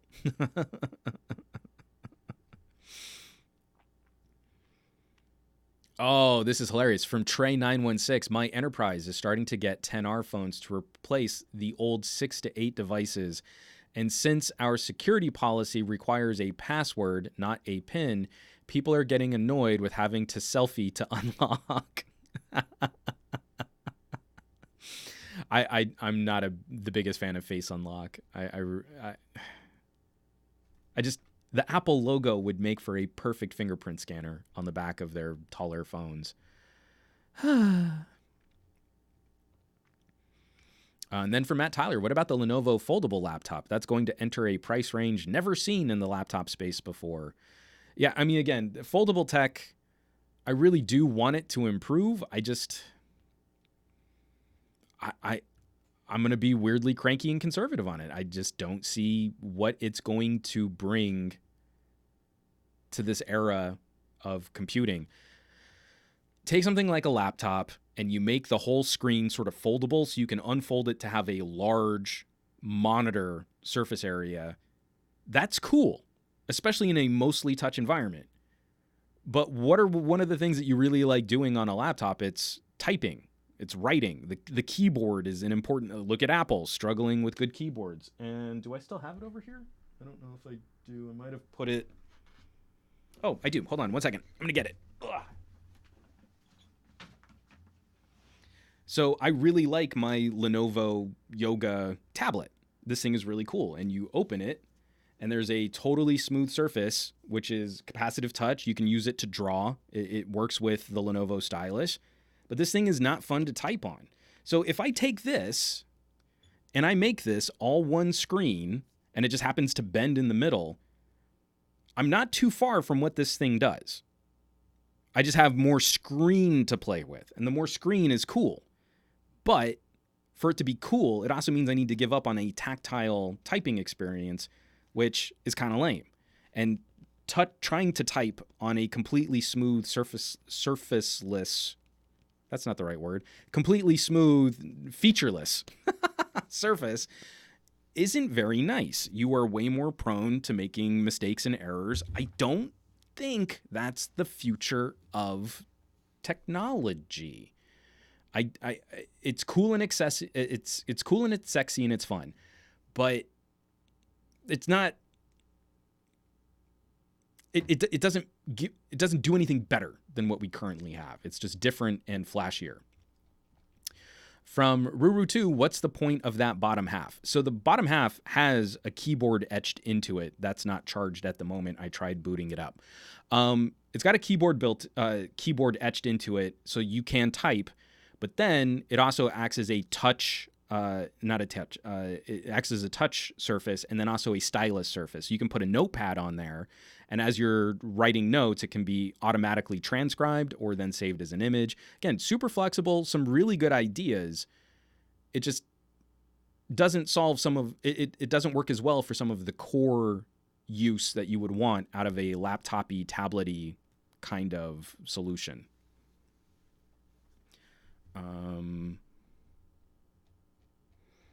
Let's see.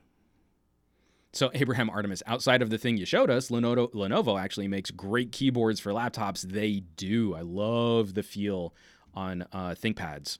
I love ThinkPad keyboards.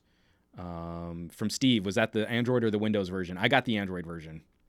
I know a lot of people were saying, oh, you should have gotten the Windows one, but it was right in that transition. I think I ended up getting more life out of the Android version, especially with a handful of apps like Power Director.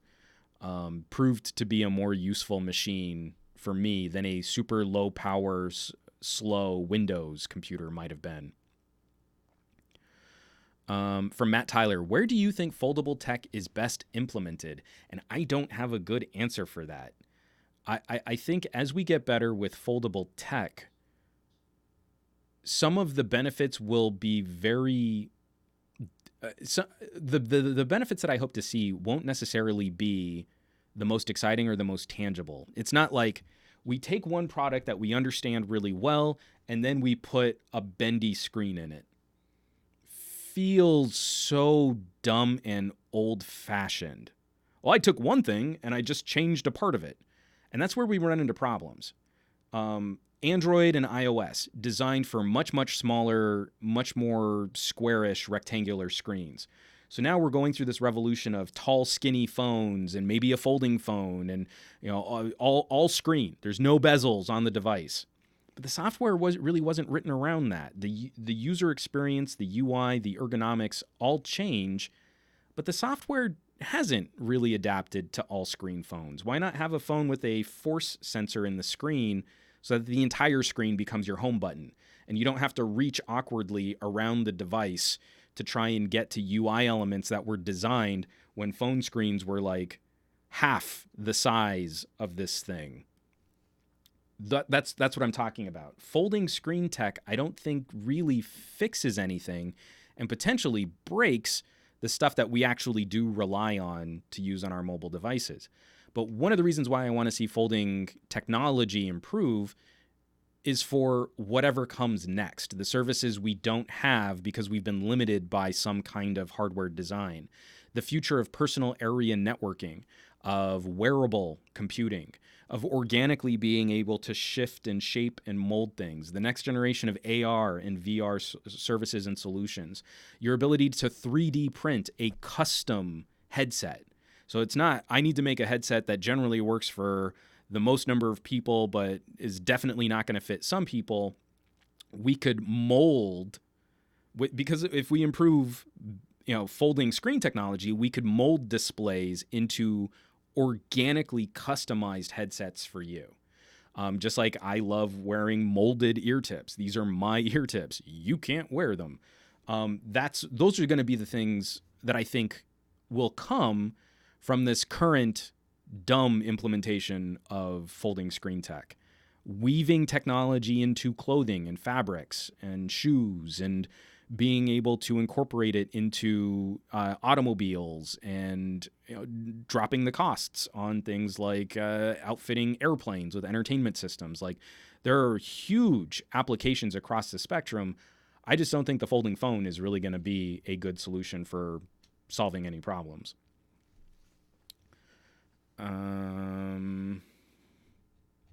Lots of comments coming in. Let's talk about the ROG phone. We're getting to the end of this podcast. Let's chat. Drink some water. Speaking of phones that don't fold. So I'm super bummed. I never did get to spend any significant time, not review time, with the first ROG phone. Like, I've done videos and I've worked with Asus. I don't know if I'm going to be going hands-on with the ROG Phone 2. The phone I'm still waiting to see if they'll ever properly deliver it here in the United States is Zenfone 6. I am still very excited about what that phone is going to bring to the table for $500. And where Asus looks like they are taking, I mean, they've always taken Zenfone seriously, but now Zenfone and ROG Phone, they're treating this a lot more like ZenBook and ROG laptops. That's awesome. I'm very excited to see that continue. We're getting a second generation ROG phone. The ROG label will hopefully sustain this in a way that was better than how Razer kind of backed out of making phones. And there's a lot to like here about what they're doing. So what I think is funny is, like, today was one of those embargo days. You lift the embargo and a bunch of tech reviewers put out their first look reviews.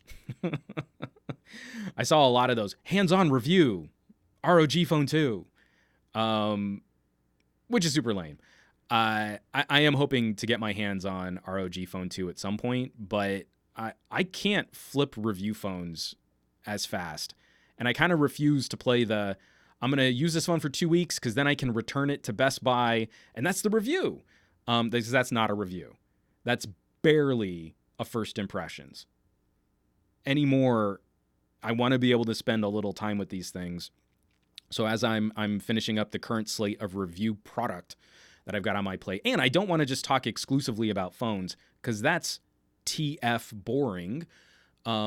I hope so. I hope I'll get to spend some time with ROG Phone 2. But I think we can already predict what the narrative is going to be. It's a gaming phone. All the specs. Oh, man. But do people really need 120 hertz refresh rate screens? And I'm already seeing in my Twitter feed, oh, shame about that camera, though. And, like, it hasn't even come out yet. This is a day zero first look at these things, and people are already complaining about the camera quality on a phone that is nowhere near. It's not nowhere near. It's not near consumer release yet. Like, we don't even have international pricing for all of the regions of where the ROG Phone 2 is going to be coming out. It is so frustrating because, again, I guarantee you, Asus threw this phone out to a bunch of popular tech reviewers, and almost all of them are going to praise it in that way where it feels like they're complimenting the phone, but then they're going to lightly suggest that you could just get a better phone. You could get a more popular phone. All of these reviews will culminate not by talking about what a gaming phone brings to the table, a new accessory system, having support for multiple USB devices. They're all going to praise it. Oh, the screen's really nice. And oh man, front-facing stereo speakers and without a notch. And they're going to get all those right. But then they're going to subtly lean into, like, oh, but it'd just be a little bit better if you had this. Or, if you were just using that Galaxy Note 10, you'd have this kind of camera feature. They're not going to review a gaming phone seriously for what this phone can deliver, what the application of it might be. Again, gaming laptops are beautiful crossover mobile workstation products now. So many people, myself included, I don't seriously consider laptop workstations anymore because gaming laptops are phenomenally better bang for buck, high performance machines. And again, I have every expectation that an ROG Phone 2 will be $900 to $1,000. That's my guess on what the phone will launch at. But we'll do this better than any other phone, which is a general all-rounder. That's the gig. So I'm not going to be too hung up on whether or not the phone has the bestest auto mode pixel grade camera, because that's not the point. It wasn't the point on the Razr, and it's not the point on any niche phone. It's not the point on a BlackBerry. You know, you don't buy those phones, you don't buy those products just because one YouTuber couldn't get the best HDR photo out of the full auto mode in a camera test where all they did was walk out on their front porch and take a Dutched photo of a fire hydrant. Like, that's not how we review these. So I'm hoping I can strike up some conversation with Asus. Like I said, I've done hours of live streaming with them, but they know me from Newegg. I don't know that they're going to send one my way, but if I can find a way to get a loaner for more than 7 days, I'm definitely going to go try and get my hands on this one. I just like phones that have something interesting to say. But to that same token, I'm irrationally excited to try an Xperia. I really want to get my hands on the Xperia 1. I was not obviously on the embargo list for that. But again, look at the commentary on that. It does something unique, literally unlike any other phone. Oh, it's just, I couldn't get the best auto mode photos out of it, and it's really tall. I have to put up with some pillar boxing when I watch 16:9 YouTube videos, but I'm showing you this amazing cinema look for when I watch more traditional cinematic video content. Okay. Cool. All right. We can only have one kind of phone. I get it. But let's actually get into this. I pulled this up too. One of the reasons why I think this is funny is embargo week, everybody putting out their videos on it. I don't see where these videos are really trafficking well. Like there wasn't the big SEO push on ROG Phone 2. So a couple outlets, obviously, they scored real high. But then I'm seeing like a ton of YouTube videos where it's like 8 hours later and the video has like 100 views. So however they structured this, I'm not really quite sure what it was that they were trying to accomplish. But this is the post they put out. And it's basically just Asus did their own first look unboxing. So the ROG Phone 2 delivers gaming superiority anywhere, anytime, written up by Jeff Kampman on the ROG website for Asus. And it's like they stole my old cutting board, my old table, to do the product shots. That wood panel looks real familiar, but I obviously didn't do it because I don't have the phone. But, they show you the front of the screen and the stereo speakers, and I love that the phone has bezels. I think a no bezel design does not make sense for a gaming phone. They show you the back with their sort of, I don't know, is this like Stargate kind of look that ROG has been using? It looks very, very Egyptian to me. It's always looked kind of like hieroglyphics. They show you the in-display fingerprint sensor. They show you the bottom USB port with the headphone jack. I think that's very important for any gaming peripheral, is how do you get audio out of it? Then they've got their own USB-C. They've got additional USB-C ports. Let's see, 10 gigabit USB 3.1 Gen 2 and can output 4K video using DisplayPort 1.4. Again, that's better than what my $1,000 laptop can do. So that's not bad. And then they talk up this is going to be one of the first phones with the Snapdragon 855 Plus. So we're going to get the slightly upclocked Snapdragon. They did this before too. This is what's interesting. Qualcomm launched. So Qualcomm worked with Asus. Asus did a bunch of custom cooling on the first ROG phone. Actually, both Asus and Razr. I believe there was a vapor chamber in the Note 9.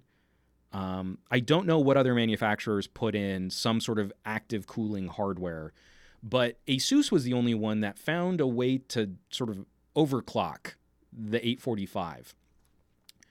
The Snapdragon 855 Plus feels like Qualcomm learned from Asus. I'm not saying that I'm just saying this is what it feels like. I have zero evidence to support this assertion. It feels like they looked at what Asus did with the 845 and then said, oh, you know what? We can actually tune this up ourselves too. And that's where they're getting this like 15% bump in graphics processing and general performance improvements on the 855 Plus. Anyway, back to the phone. We see like cooling elements. They also have the clip-on fan comes back so that you can actively cool the phone. So it sort of lines up right over the vapor chamber. They've got the control surfaces. So the top of the phone has like triggers, just like a gaming controller. And then the dual camera system that seems to get fairly positive reviews from the Zen phone. It's the 48 megapixel main image sensor with the wide. So this looks like it's on point.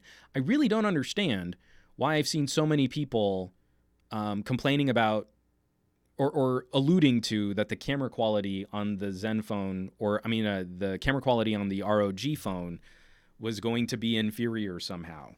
That this camera sensor is proving to be a monster. And while the software might not necessarily eke out all of the advantages of what this hardware can do, it's a good camera. Anyway, it just makes me cranky that's going to be one of the things that people tag it for, I am sure. Just some other product close-ups, some of the gaming stuff, and then all the specs. And then they also announced like all these different accessories for it. So it's going to have the dual screen. It's going to have a dual screen dock, so you can clip it into that. Then sort of a Nintendo Switch style controllers that you can snap onto the sides or snap together to use as like sort of a pro controller setup. And again, with the ability to output 4K, a 4K image, the notion of buying a dock for something like this becomes a bit more acceptable. There really isn't anything holding a recent phone back from having a Nintendo-grade gaming experience other than the games. And there are some pretty solid Android games. I've been trying to go through and find more games what don't suck. But just the rest of the general specs, like I said, Snapdragon 855 Plus, Adreno 640 clocked at 672 megahertz. We're still with the 1080p resolution on a 6.6-inch AMOLED, but the refresh rate is now up to 120 hertz. So I think the first ROG phone was 90 hertz, like what you see on the OnePlus 7 Pro. I will say a faster, more fluid screen, super nice. If you're talking about having like a pocket workstation or a mobile powerhouse phone, you should be very excited to hear that this has a 6,000 milliamp hour battery, 12 gigabytes of RAM. It will have 128 gig or 512 gig of UFS 3 storage. Again, another nice little perk when we're talking about future-proofing a OnePlus 7. Integrated 802.11 with 2x2 MIMO antennas with Wi-Fi Direct support, Bluetooth 5, and again, side USB-C port with USB 3.1 Gen 2 DisplayPort 1.4.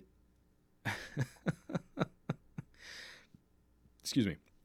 And then a bottom USB-C port, which is USB 2 fast charging with the Quick Charge 3. So this looks epic. This looks like a monster. Oh, and they improved the microphone array. So they went from a 3 mic array to a 4 mic array to improve noise sampling and noise cancellation.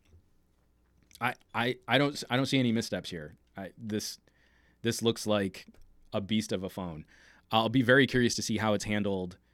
I don't have a lot of confidence in tech reviewers that make content focusing on sort of a lowest common denominator average user experience. Like the first person I want to see really rock this thing would be someone like Enabong over at Board at Work, because I think he's been doing a really good job of consistently showing things like gameplay. Almost all of the phones that he's put reviews out for recently have had separate what it's like to game on this phone.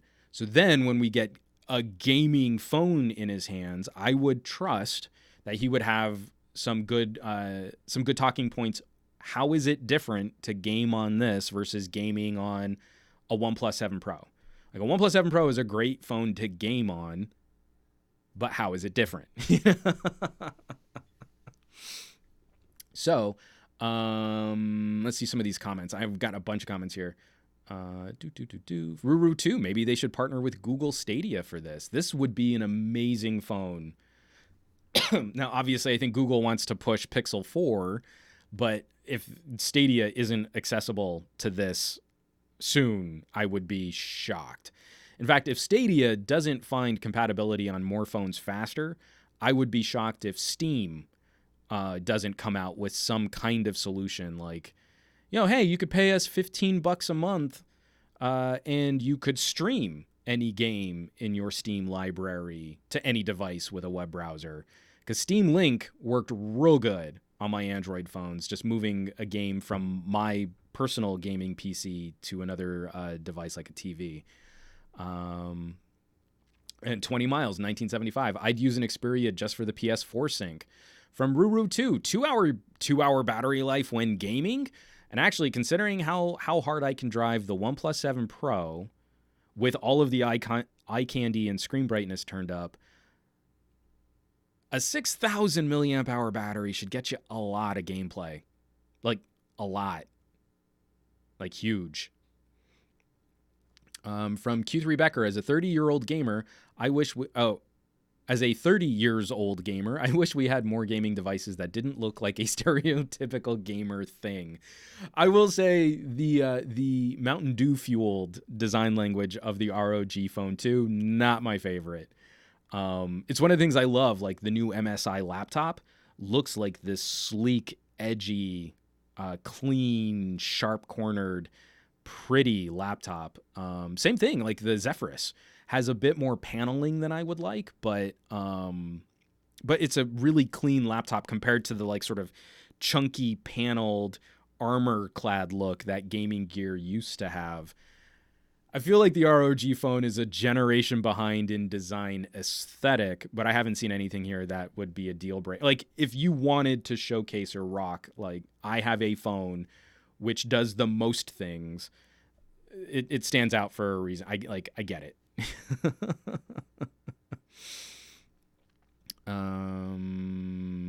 From Aditya Anil replying to Steve, as a 22-year-old newbie to amazing gaming and geek culture, I genuinely love the RGB and sharp edges used to distinguish the gaming nature of tech, but I would love to see an Apple elegant designed dedicated gaming hardware. From Matt Tyler, it's simply a good phone with a great design and battery. I mean, yeah, you kind of break that. Well, a car, it's got 4 wheels and a steering wheel and seatbelts. There's a lot going on here. Like, when you talk about having hardware bumpers for gaming and multiple USB I/O and docks and accessories that flesh out a gaming ecosystem, almost like a Nintendo Switch. Again, there's nothing holding phones back from offering a Switch-like gaming experience, and our phones are probably more powerful. I'll be curious to see, like, Asus and Xiaomi. Like, there are only a handful of these options that are gaming focused like this, where I thought they would be exploding a bit more aggressively. Aditya Anil, does the ROG 2 come with a laptop dock like Razer Linda? The SoC and hardware seem super powerful to potentially power a decent laptop chassis. Unfortunately, I don't see anything like that. They have a TV or desktop dock, so you can plug it in. It's kind of like Microsoft's Continuum. There is but it's more of a proper dock, and I think it has active cooling on it. So more like DeX. You plug that in, and then your gameplay goes to the TV, and then there's supplementary info that stays on the phone. It's not just a one-to-one mirror. I have to imagine with Android Q, we're going to see the expansion of that, and then probably also a proper desktop mode. You plug it into this dock, and then you have a desktop on a monitor or a TV screen. But I don't think anyone has put out, Samsung, Asus, Lenovo, all of these companies which make awesome laptops, none of them have shown any design or desire to cannibalize their laptop sales by offering up docks for their phones. So it's supposed to ship in September. I'll tell you all about the next dock too, because I bring it up every single time we talk about desktop mode. Does the ROG logo in the back light up? I thought it did. I thought that was RGB'd. It shows lighting on the active cooling. Going back. Yeah, it shows light up. I'm pretty sure that's RGB. Let me go back there. Yeah. So that should be illuminated, kind of like the Razer logo on the Razer 2. So that should be fun. Steve, I would slap a case on it anyway.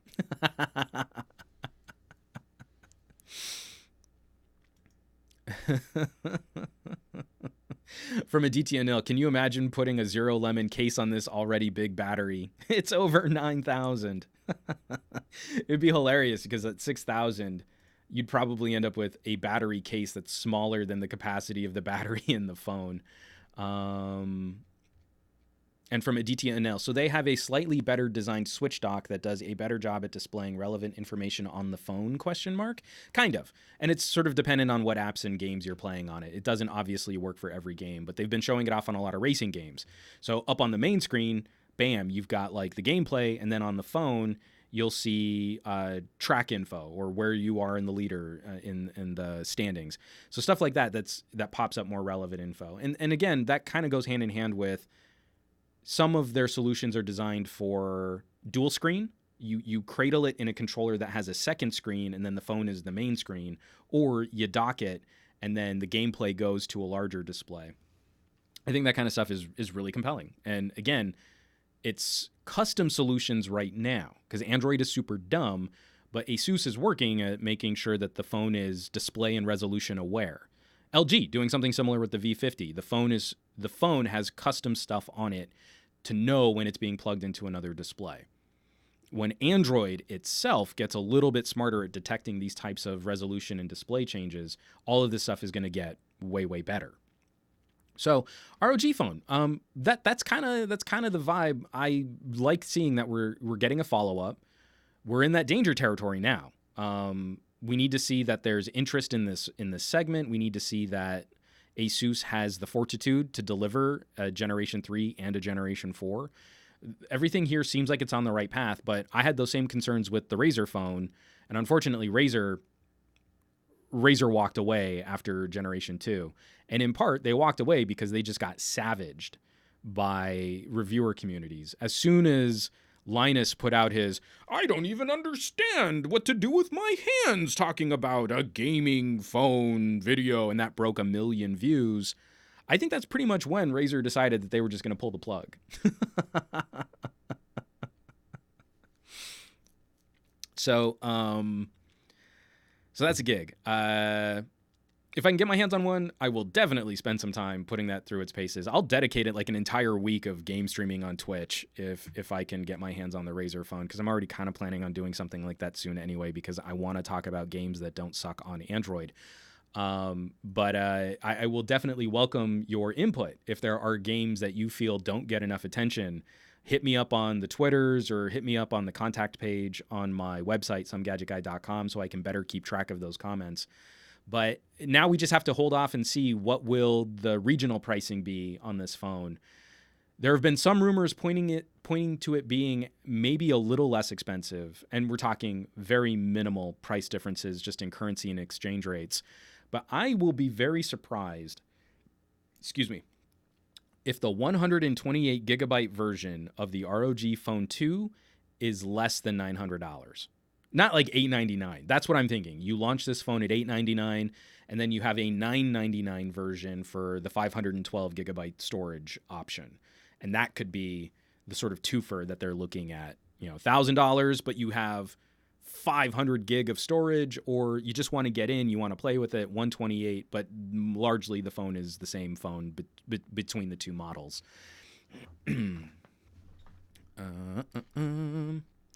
But I don't know. What do you think this is going to cost? As I'm wrapping up this podcast, if I see any great guesses, I'll maybe clue that in there. I'll maybe add that to the wrap up of this podcast.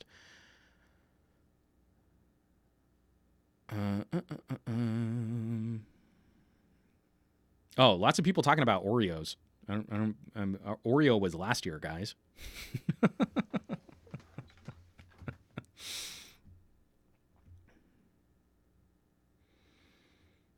From Gary the Fireman, going near the sides of the Razr 2 while gaming always brings up the Google Assistant. I don't think I've had that problem on my Razr 2. I gamed a lot on my Razr 2. I'll play with that. I'll see if I can find something that gets wiggy on the Razr 2. So, folks, we're going to wrap this up. There is a lot coming to the channel this week. Actually coming to sort of all of my platforms, the Twitters and Instagrams and Facebooks and Twitches and all that fun stuff.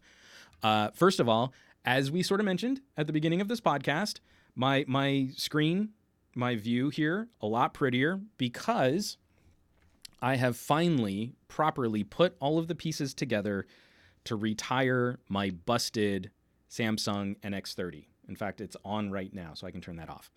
This camera served me well for a number of years. It was the second year of producing at Pocket Now that finally killed it.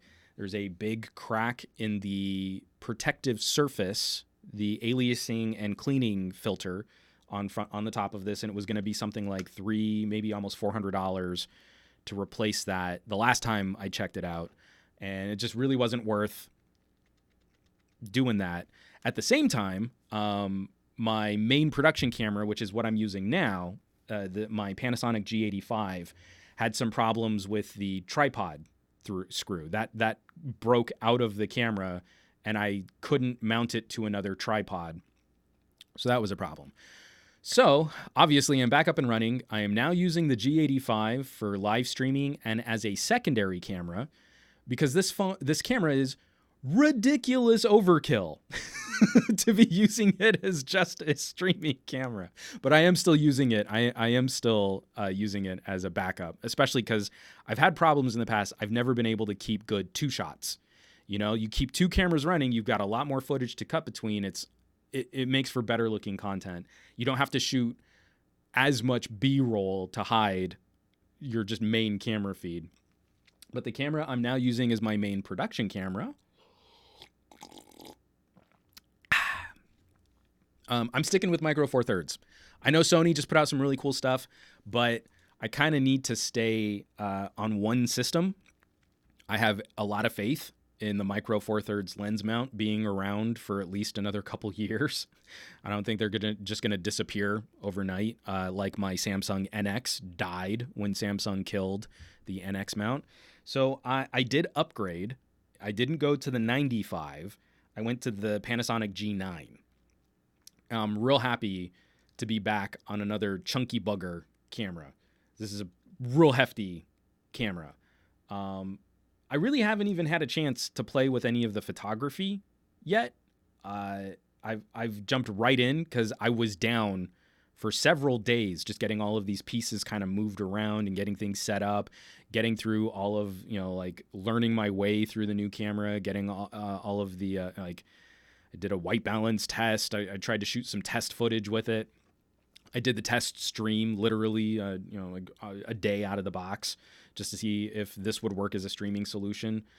So the big upgrade is now I'm going to switch over videos to 4K at 60 frames per second. That was one of the exciting things about moving up to this camera is I am going to start shooting everything 4K 60, which is funny because I've already been doing that on phones. I've been doing that in my phone footage for a while, so now I'm catching up with my production cameras too. It's the weird TikTok cycle, but I feel pretty solid. I feel pretty good that I'll be done with studio upgrades for the foreseeable future.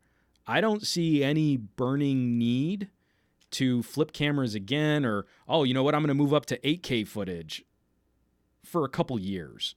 I just don't see where that's going to be a pressing concern. So hopefully I can finally get around to picking up a few extra lenses. I got the 1235. This is the 1235 where it keeps the consistent aperture at f2.8 across the entire zoom range. Again, it's the same. It's after the crop. It's a similar focal range to like the 2470 on a Canon, and this is a gorgeous lens. I've already really enjoyed shooting on this. And I might start using it just for the live streams because if this looks good, what you're looking at right now on the kit lens, this is going to look even a little bit sharper, a little bit clearer. And then, I don't know, I am play around. It's gonna be good. So I will be putting out a video on that new lens, the 1235 and the G9, after I've had a little bit more time to play with it. So that's going to be out on the channel, just talking about what I do to put these things together. Because, like I said, the G85 I have is still a phenomenal camera. This is still a great camera, but it's going to be mostly now live streaming, and it's the B camera for my setup. I'm going to have some headphone content coming out, probably me audio. There's going to be some chatter there about all of the earbuds that they sent me a little less than 2 weeks ago. And then I'm going to be spending some time with the new TicWatch. So the TicWatch Pro is going to have a video out. I am working with TK so that we can wrap up our cheap phone challenge, because I have some really nice things to say about the phone he got me. I will be publishing probably Wednesday or Thursday my review on these. These are the Bear Dynamic Lagoon ANC. Some of the best premium headphones I've ever used. Epic battery life. And they've got a built-in hearing test, which means I'm very excited to talk about audio tech, which plays real nice with your ears. Again, hearing health is becoming one of those trigger soapbox kinds of discussion topics for me. So smartwatches, headphones, photography, video, gaming content. There is going to be some gaming YouTube content, and then I want to do a few more game streams on the Twitch. This is going to be a busy week, folks, and I think there's going to be a lot of fun stuff out there on all of my various online platforms. I just saw LFA. What? Talking about the Bear Dynamics. Dude, let me wrap up this review.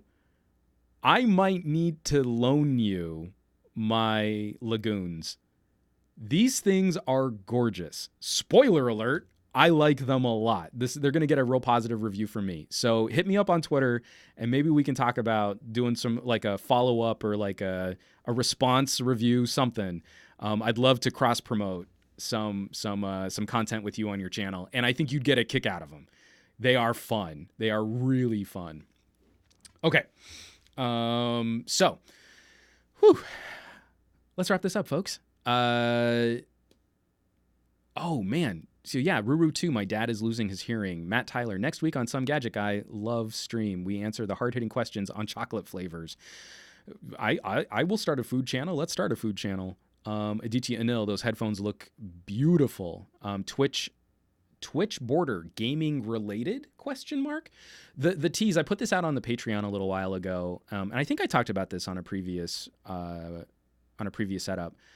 I want to talk about more Android gaming, but one of the things I also want to supplement, and it's not really going to be content necessarily for us, but it's content that I think some of the people my age and older have lost sight of. And that's our relationship to gaming and how we interact with publishers and developers over things like microtransactions. And so I shot a video. It's going to take a while to edit. I did shoot it. Sort of like a parent's guide to microtransactions and gambling mechanics in video games. And so I'll be reaching out to this community. This could be a resource for your family and friends who aren't super into gaming, but maybe they've got kids. Or it could also be just one of those talking points where someone might have a sense that they've got an unhealthy relationship with gaming, and that this might be something that just helps them consider how they interact with games. So it's something I think is increasingly important because it's not being covered very well. So be on the lookout for that. It won't be out this week. It'll probably be out next week if I can get it done. But I want to keep hosting more of those kinds of conversations. One of the reasons why an ROG phone isn't going to do so well is because of the perception of Android gaming.